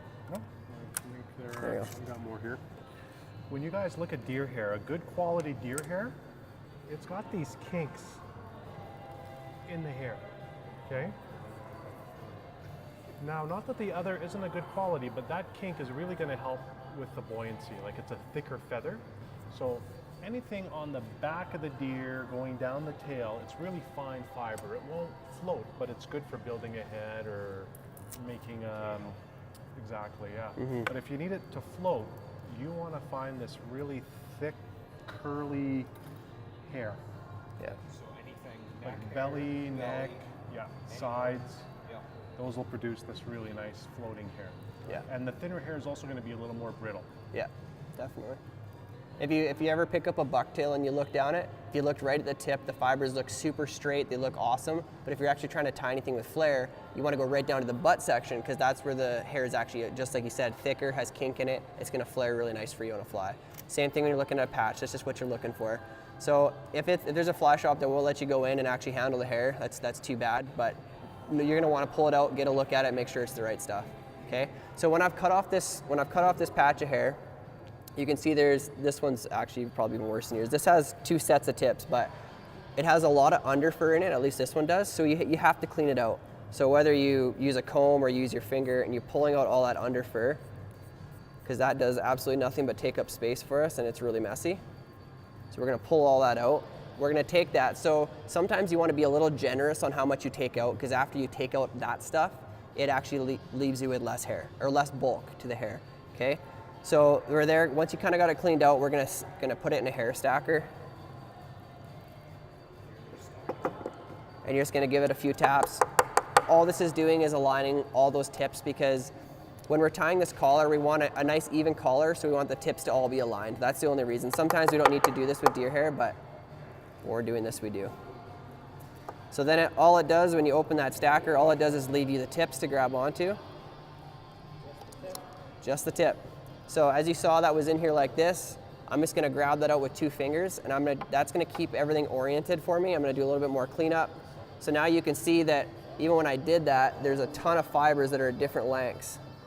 So because they're at different lengths, that's why we need those tips to be aligned, because we can tie it in and still save all that even though it's at the wrong length, okay? Are you spinning this, or are you just gonna flare it? I'm gonna spin it, like spin and flare, I guess, all in one. So then when you take that, this is really not the best hair for it, but you're gonna gauge where you want this collar to be back to. We don't want it this collar hanging all the way back over the tail, but it's not wrong for that collar to be either 2/3 or even all the way back to the back of the hackle, because that hackle is actually gonna hold the deer hair up a little bit for us too, and show us some of that flash. So for me, I'm gonna go about here. So you kind of got to get a hold of this material, hold it out of the way, and that's when I'm going to switch hands. So I'm going to go back to my other hand so that I can control that hair a little bit better. Okay? So for me, I switch back over here. So now I have it back in my right hand, and I'm pinching that hair on top of the hook for right now because I want to control it. I'm going to take a light wrap over top of it, and with your fingers, now that I have a light wrap, it's kind of like that game of when you're tying or when you're whip finishing and you're giving a little with your bobbin, but you're controlling it with your tool. Same thing here. I'm allowing that hair to work down a little bit over the whole thing, but I'm keeping tension on this so it doesn't just fall everywhere. Okay, so now I've got it here. I'm gonna take 1 extra wrap, I put a little bit of tension there, and I'm gonna let it turn a little bit. And I pulled tight. So I did 1, 2, I start to pull, let it turn, I take a 3rd pull, and let it spin. And sometimes it's not gonna spin all the way, and we can assist it a little bit, because we've got tension on here now, right? So we can hold that, we can control that hair and make sure we get it all the way around the hook. Because like for right now, I've got a bald spot on this side. So you can add hair in after, but it's a lot harder than just giving a little, twisting a little, and trying to even that out. Pulling down tight, and now I've got an even collar. Does that make sense? And I do mine a little differently. George likes to be different. I always got to be different. So same thing, I'll position where I want these. Switch hands. I'm going to come around once, okay? Now, when I get back up to where I've completed, I see that. it's going to happen fast. I'm going to let go with this hand, and I'm going to continue spinning with this hand. I'm going to make it tighter by the 2nd and 3rd wraps, okay? So when I let it go from here, and I go, it'll flare and spin. Now, if I've missed a little spot here, same thing. I can just clip off a little more and put it in, or I'll take my thumbnail and I will just work that around where I want it. Now I've got it all the way around. Because So you're either going one to will be work. You just have to find what's comfortable. right? And it'll make sense. when like next week, we're actually gonna full on spin and stack multiple rows of hair. But the first one is the collar is the most important because that one is the only one that wants to look perfect. We want those tips to be aligned. We want it to look great that way. I'm gonna redo this one with a different hair just because this hair is awful. And that's the good thing about this. It's not hard to take off and start over, and you're not wasting a bunch of material. You're taking a pencil thickness of this every time. Kind of the biggest thing here though, guys, is just understanding how the tension of your thread on the hair is gonna flare it. So if you pull too tight too soon, it's gonna flare before you really know where you want that hair to set. Next week when we're not worried about the tips aligning and we're stacking, we're actually gonna let go and we'll give a couple of turns and let it just rotate all the way around the hook and pull tight at that point. But when we're doing this with the collar, you gotta be a little bit more patient with it to work it around. The other thing, if you want to try, Tim, if you haven't done it before, like I know because you want that all the way around, right? We're not placing it just on top. So what I do is sometimes to even get this started a little quicker, is I'll come in right in the middle Just of over that hair, and I'll just push it in. Just like that. Just like that, and then I'll grab it with my other hand, do my one wrap, and then start again. Yeah, right? that's actually, if you can get at it, lots of times we can't, but that's a nice way of doing it. If you just wanna, when you're learning, that sets your length for you immediately, that sets everything. You can reach over with the other hand, give that one pinch, your thread's where it needs to be. We got one. So you notice how it started to spin, but I held the front fibers. It's because I want those to stay locked and even. So now when I pull and I let go, I got an even twist all the way around. Yeah, and it came on even, so it was nice. It's just an easy way to learn and start. Afterwards, you'll find it easier just to put the big clump on top. But to learn, for sure. To learn, this is an easy way to do it. And then when you see all this just looks like a mess of hair that I have up here. And it's like, well, my thread's in the middle of it. We're gonna trim the front, so we do wanna work our thread through. So kind of like we did with the hackle fiber when we came back through it, I'm working it around a little bit to get it up towards the front. And once I get behind the bead, I can pull it tight again. Pull it tight, and then I'm gonna do a few wraps behind the bead, and then I'll do my whip finish. And then we're gonna do some trimming. So let's work on that first. Let's work on getting that patch of hair on. That's a good tip. That's a good way of doing it with that hair. Oh, just for learning, it's an easy. Yeah, for doing it when you're learning, yeah. Okay, well, we'll start over here. Okay.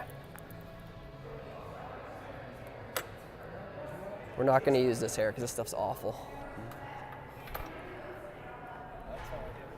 Yep, that's all I do too. Is just that's the way I learned anyway, so it was just easy. Yeah, it was from his chest. It's awful. It's so wiry. Okay, I'll give you a piece here. Oh yes, why tiny So, oh yeah, he will, but it's I've fine. watched that forever. So you're gonna take about this much. Maybe we'll go a little bit more. We'll say this much. It's been in reruns for So go ahead and grab it. a decade. So kind of get down close to it here, and we'll just all we do is this. It's a little easier with a hair scissors. So pull those out. Me away too. From you. Actually, Cut. So now remember what I said about all the junk that's in it. Yep. So now with deer hair, it's all about control. So right now you're gonna re-grab it with that hand. Yeah. Oh. Pull it back. Now grab the tips again. Yeah. You know what was cool is actually So pinch like Leroy this came instead to of like this. Calgary So just at pinch the it. Yeah, fly exactly. fishing show about 4 years ago. And then now. that's going to allow you, And so good, I to signed up do and this went with and it. saw And you can get all of that junk that's in there out of it. It was good. So you see all that comes out? Yep. That's where I learned how to do it too. Good. Like that technique, it's all from him. Perfect. So Most of the now, stuff I what have we're going to do actually is we're going to over grab the years, hair stacker. I'll like grab putting it. this stuff behind. Like Sure. all of So that now what we is want to do from is, that again, grab with that hand. We want to keep those tips slightly aligned. We just need to get all those tips in that hole at the same time, so you kind of have to just keep them together. Oh yeah, like You can cut off a learned patch a ton- yourself. a ton from it. Yeah, it's a shame they didn't get new people in or whatever. So what I would do is I would grab it But it's such an a little obscure bit. thing. So if I'm here and I'm trying to get it in, I would just do this, Okay. slide my fingers down. Okay. Yeah, just that little bit of this fuzzy stuff that gets stuck in there, the underfur, makes it a nightmare later. So what we'll do is then we'll stick that in there, You didn't, it sucked. tap it down. Yep. Yeah, I hear you. How you doing, Case? Just he's like, he wanted to be a hairdresser and Okay, and then I just okay, pull it yeah. out. So go back down. So stack like this. Yep. We give it a few taps. We tip it up. So if we were to just pull this out, all that hair falls out of it. Okay. So we tap, and we're gonna pull. So you're with this hand. So we'd go like this. We'll pull it out. and all it shows us is the tips. So now I'm going to take it with this fingers and pinch those tips. Yeah, keep it right on those tips. Wow, look at that. Good. doing just fine. So now those tips are aligned. We don't want to, whatever we do, we don't want to mess with those tips. So now what we're going to do is we're actually going to switch. So take those and grab like so. This? Yeah, so pinch it there. Now what we're going to do is we're going to turn that this way. It's getting So better. turn it so those ends are going that way. Yeah. Sorry, you're going to switch hands one more time. We need to get our fingers on the other side of it. So now what we're going to do, one more time. So I'll help you here for a second. So spin it this way. Oh, you're good. Yeah. So what we want to do is special take hair. these tips Okay. and we can center them on that bead and push it back. So I know right there my fingers aren't quite close enough. So I'm going to bring my fingers up a little closer. Do it again. That's about the length I want because I know now when I start wrapping it's going to be right there. Okay. So what I'll do is I'll hand this to you. So pinch with those fingers. Yep. Right there. And you can, yeah, exactly. So it's getting used to reorienting in your hands without trying to lose your. Or like, Yeah, just like try to that. center it. Yeah, Yeah, right in the middle. Perfect. good. So now we're going to take that thread, and it's kind of an awkward with both hands, but we're going to go around. We're going to take that around once. So give yourself a little slack to work with. When you're doing deer hair, they'll talk about pencil widths, right? So how many pencil widths? So you Good. typically you take a, One. Try to keep it right on top of your other one. So start to pull a little bit tighter. take that, you're gonna Yeah. And go around one more time. Well, of course, you know. Now pull that tight. Food. Let go with that hand. Pull it tight. Nice job. Good. Okay. So let's do one more through there. Kind of weave it in a little bit. so just come in. Good stuff. Typically what I use Okay, now we're we're thinking all this has to go back. So now we want to pull that back and get right behind the bead. right in tight. Yeah, so they're working your thread through exactly like that, yeah. Just like we do with the hackle, and then we just get behind that bead, we get a few wraps around the bead, or behind the bead. Now take your Yeah, pull that Are hair you out of the way. guys hungry or? Good. Okay, how did that go over there? Well, they got Papa John's, so we can order. and just I didn't know they did, so I ate one. You ate? I just grabbed some. You'll- yeah. So you can just use this. Just kind of flick it, loosen all that stuff up. Well, then forget it. Yeah, we won't. Good. Now we're If gonna, there's anything that's in front of you. yeah, you could snip it off, but you could do it after. So let's just finish all that off with that knot that I showed you. Yeah. Okay. Alright. Yeah, what I like to keep is just a little comb, and I just comb.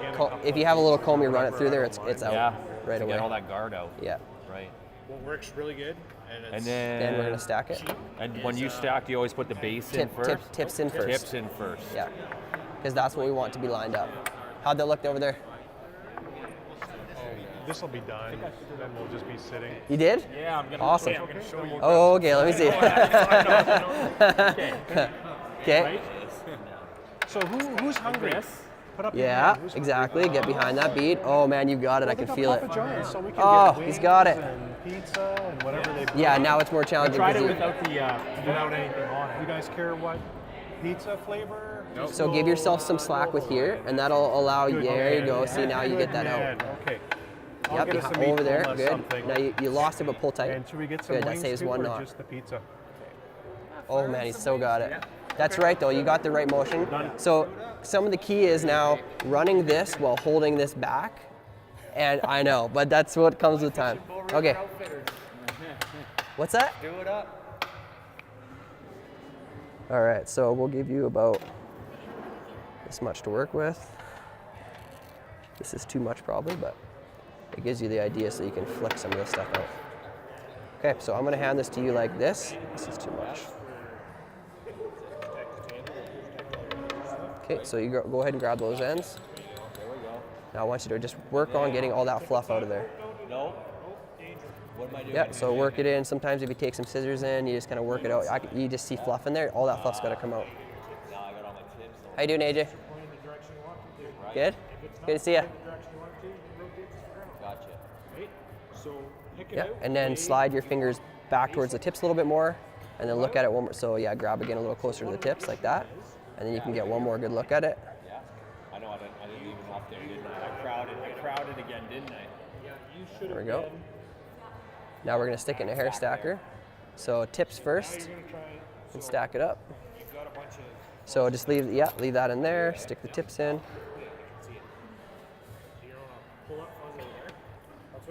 Yeah, it's okay if they don't all go in, just get as many as you can. Then we're just gonna give her 3 or 4 good taps. So align the tips.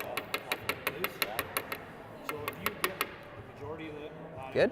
So now we're gonna tip it so it's sideways, and then we'll pull out that piece. Now we're gonna grab those tips.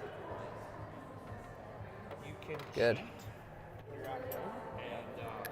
So now you want to get a hand on here. Yeah, exactly. Good. Yeah, right about there.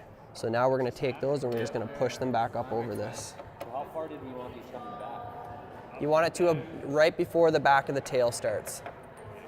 What's that? Right before the back of the tail starts. So we want to be right about, yeah, right about to the tie-in. So There. right there. Yeah, you're going to lose a little bit of length when you tighten it in, so it draws it back towards the head a little bit. Good. Go ahead. Yeah. So push it to about there. Good. And now we're going to go up and over. Yeah. So start to tighten. Behind the bead head Yeah. though? Behind the bead head. So start to pull on the thread. Get it a little bit tight. Now go around one more time. Yeah, keeping that tension. Okay. Now start to let go with this hand. Not totally though. It's going to spin, but just pull it tight. And go around one more time.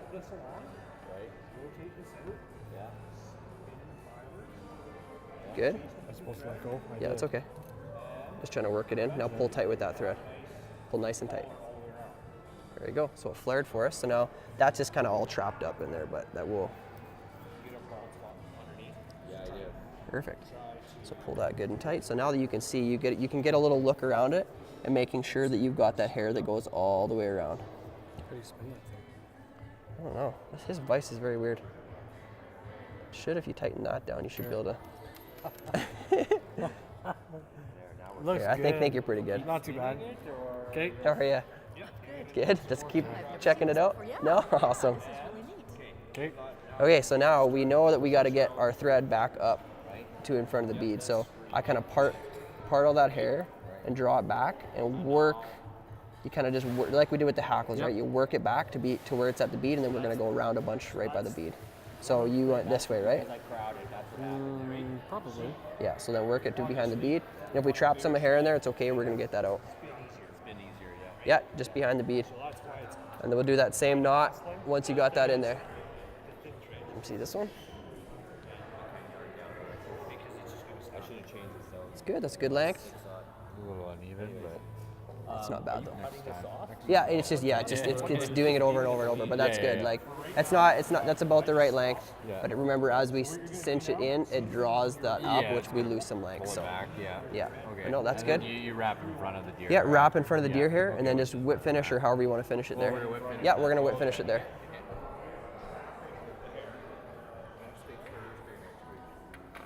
How we do? You know, I crowded again. I crowded the collar. That's okay. So we had a hard time spinning. Right, it didn't want to spin. It just wanted to kind of ball up. But we're on. We're deer hair Good. on. Yeah, that's good. Get a little spin so we can take a look at it.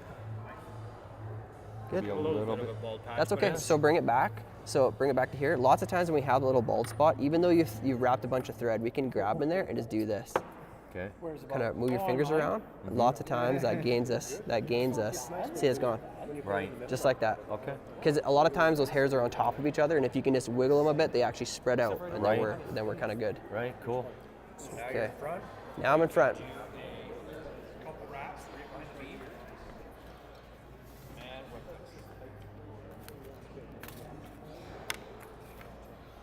this. Okay, so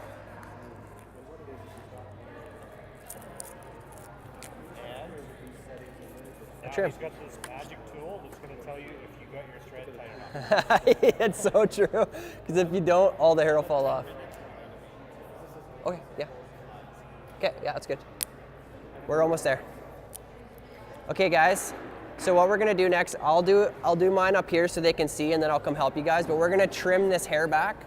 So all we want left is we want the collar left, but we don't want any of this other hair to be long. So you're shaping it to be like a cone. You want to start low and work to that collar.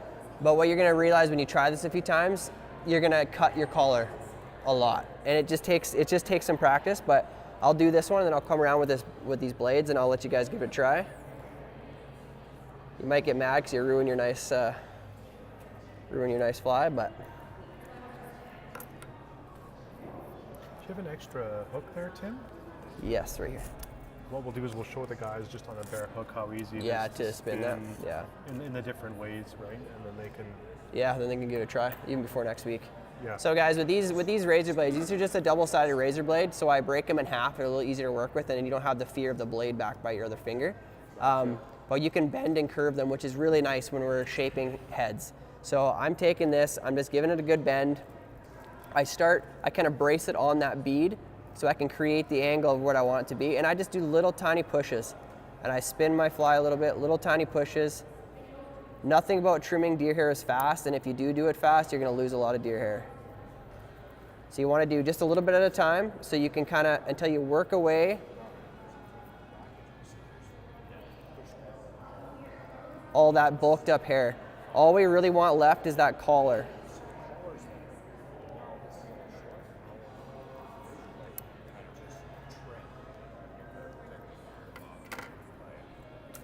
Almost there. And this isn't an exact science and it doesn't have to look perfect, but that deer hair is basically just moving more water and it creates a bigger profile to the head of the fly. So like this one right now, it's not bad, it's pretty good. I've got good even collar all the way around. I've got rid of all those tips that we've cut off and then spun, so now they're standing up. All those are gone. The shape of this up front can kind of look however you want it. I like it, like I said, like a cone, just kind of gradually get bigger. So if you can see that there, I'll come give you guys a hand.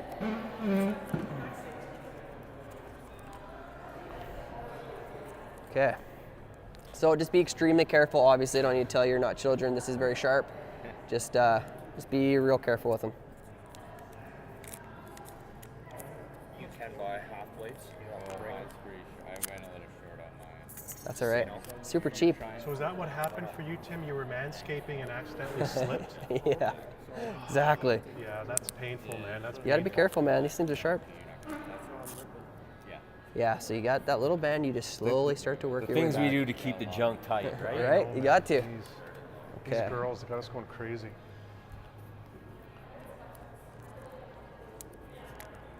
So nice and slow. Don't rush that trim job. Well, it's supposed to be the eyebrows? That's right. You start. Uh-oh. Oh, you got one there? I did the wrong eye. So just little bits at a time, guys. If you slip and you go too far, then your collar is going to be gone. So you really only want to just brace it on the bead as you go around and just little touches. All it takes is a touch and it'll cut that hair. You slowly work your way back until you start to reveal that collar and then you stop. You don't. No. It's very thin and you can give a squeeze with your fingers and that creates the angle. Give a squeeze. Let me see it for a second. So we take the razor blade, we're just creating the angle by doing this. They actually do, someone makes a tool that holds them in a bent position, but it's pretty simple to just do. And the other one that you can grab is ladies have these razors that come on like a plastic stick with a razor just at the end. Now they're not flexible, so you can't do what Tim was doing. So just but take that it's a angle and little shift it safer up way a to bit. So grab right a now you're razor cutting and then straight just back. use Yeah, it we want a to- little bit of an uprise. to trim. And you just kind of. If you want to push do up it with against it. scissors, what you're going to do is you're going to hold the scissors at a 45-degree angle on the eye and trim. And Yeah, as buddy, you that go looks around, good. you're just going to trim around. So you see here how you the have. eye at that 45 degrees, and you get a really nice looking You've head got view. just a But the razor handful of is the these hairs that fastest way are to go. not part of the collar. That you can tell they weren't. So what we can do with those is we can just come in and we can just do a little There's trim. no manscaping on it. Just if they're longer than everything else, we can just trim them back a little bit, just to even it out. Yep. But otherwise, it looks really good. Nice job. How's that? Maybe round 2 will be better. That's what you love to hear. Maybe round 2 will be better. Let's see. It's not bad. Man. I'm pretty sure it might still catch a fish, but Oh, If yeah. you're watching, come to Calgary. it's not the prettiest one. That's okay. So That's why we're here, though. brace, that's right. So brace on the bead, and then you pick your angle. So if this is my angle, I brace on the bead and just touch. Yeah. And I can work that angle down a bit until I get a little better angle that I want. Right. And then with these longer ones, we're not going to cut them off, because if you cut them off this time, we're not going to have anything left. That's right. But otherwise, you could just come up and trim them at the length that you wanted. I could trim the tail ones Yeah, right you can now trim if the tail wanted ones. to, Yeah, right? Yeah. absolutely. Yeah. I left my scissors somewhere. Right here. Oh, there we go. The name of the fly, this is a Bow River Bugger. It is, it's a version of the Bow River Bugger. So we did the Woolly Bugger, now this one's the Bow River Bugger. It's Tim's Bow River Bugger. It's Tim's Bow River Bugger. It's the No, only we're gonna difference. bugger Tim on the Bow River. No. The only difference to this is that it's got a deer hair collar on top of the Woolly Bugger. That's kind of the change. Beautiful. Beautiful. It's a good thing Tim didn't That hear looks that. good. No, I did. I was just ignoring you. Okay. Yeah. That looks tasty. Good. How's it going, Case? So Tim, can you just feel extremely comfortable with my scissors? Yeah. So can I? How far back do I go? Do I still leave a little bit of this Yeah, deer hair? you do. You want to leave that back collar. So What's the back of that stuff? So the stuff that's got the points on it. like So I tied this, it with my- not the collar. This is collar. Oh. So we want to trim back how until many we get fish to I And that. you want like a 45? Yeah, 45 kind of all the way around. On my very first fly I ever tied, I tried to make a blue damsel fly. I guess Good. maybe Yeah, it's. I might as well have had 2 cast mittens while I That's- was find it trying to a make little it. like for me. I don't maybe. Are you still scared, I'm scared, sure if you- scared of cutting yourself? Well, no, I'm sure that if you get used to, Yeah, used to it's a so what I different find tool. When I'm bending it and I'm kind of working through, I'm cutting lower down where Yeah, and you could. It's just a control thing. totally. Just get used to how it feels. Yeah, absolutely. But this is still. Oh, that's fine. to- Yeah, okay. it just takes more time to trim it to the angle that you gotcha. want. What do we got for time? A little bit more time. Okay. All right, guys, right before, so we're almost done our live portion here. So what we're gonna do is we're gonna actually get, I'll get George to jump up onto my vise if he doesn't mind. He's gonna show you a little different way of spinning this hair on just a bare hook. Yeah, practice at home on a bare hook. It does It- make it a little easier until you get used to it. You can just cut off the hair and keep going. So it's really, Any hair, just not pubic hair. I'll grab you that other patch. Mind you, that worked too.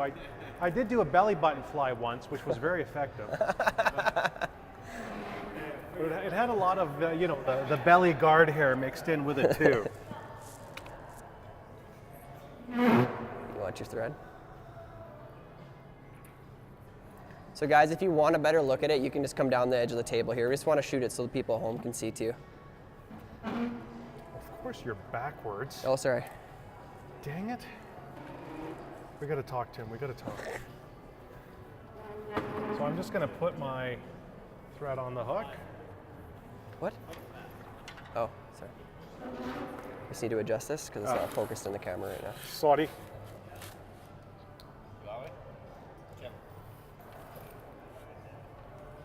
There we go. You know, I had trouble with deer hair forever. And then we were just talking about it. We were watching Fly Tying the Angler's Art on PBS. And so this is where I learned to do it. This was the easiest way. So no matter how much deer hair you grab, like I'll grab a sizable amount.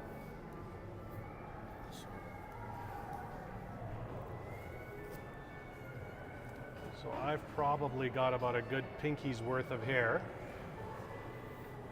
Troy wanted me to throw stuff at you. I'm just going to pick out all of the dubbing because hate Troy. the dubbing He will called keep me it from too. spinning properly. I know.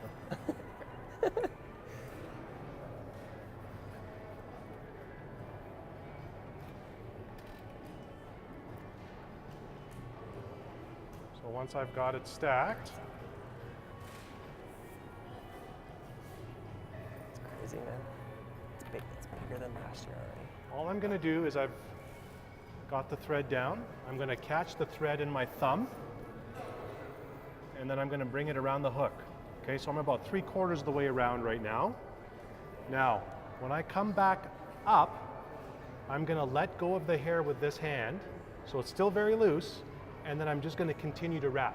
So the first wrap will be tight, and then the next couple of wraps are going to get tighter as I go along, okay?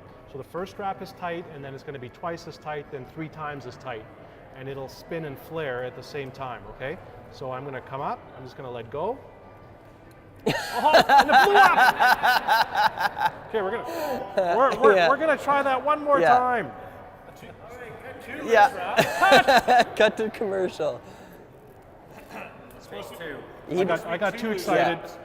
He does know what he's doing. I've always done one. It's just one. I've always been a 2 guy too. 2 loose wraps. Because I've done that a lot. You guys are just needy. Just needy.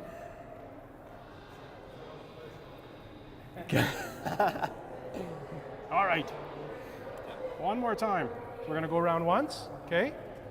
And then when I let go, I'm just gonna keep spinning. Oh my God.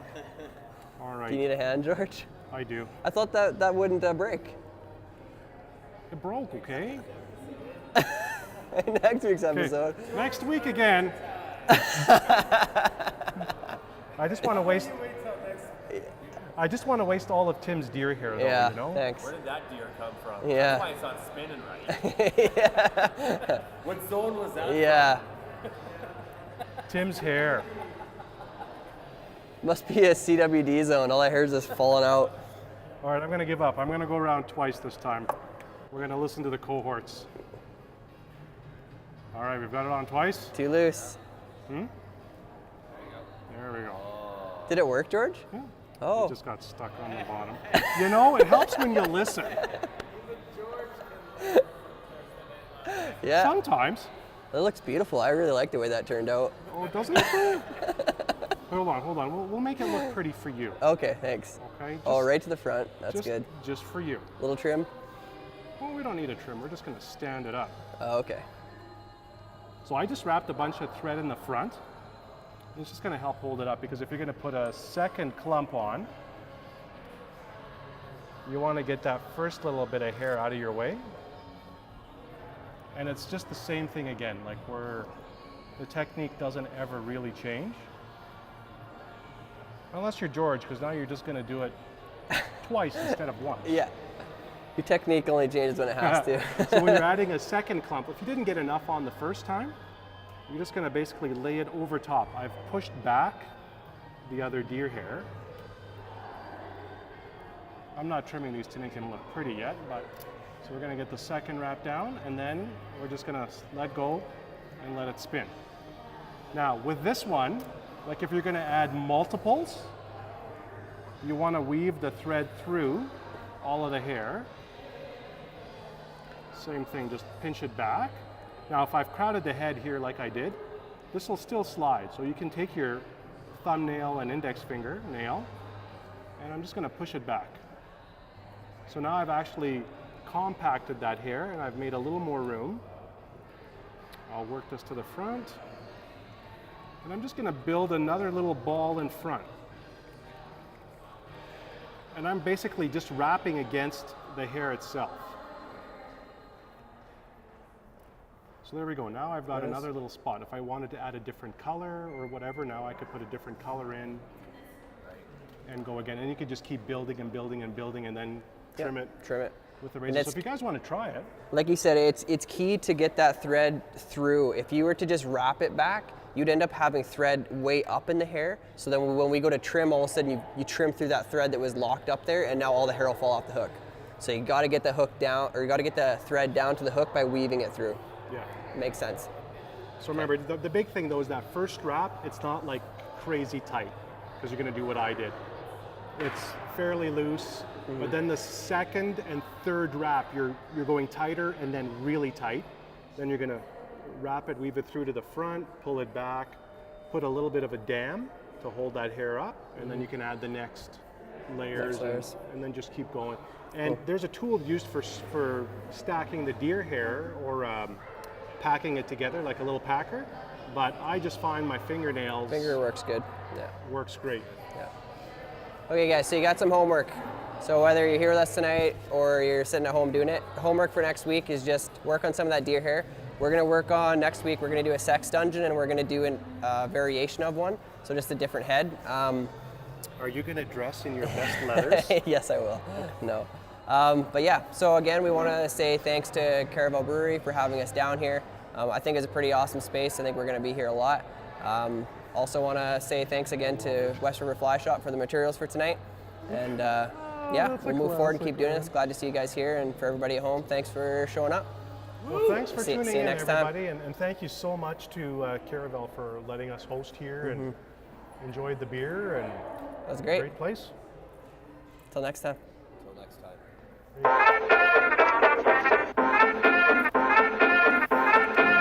We do have some extra stuff we want to try, but we kind of yeah, give it a try. Might as well use it.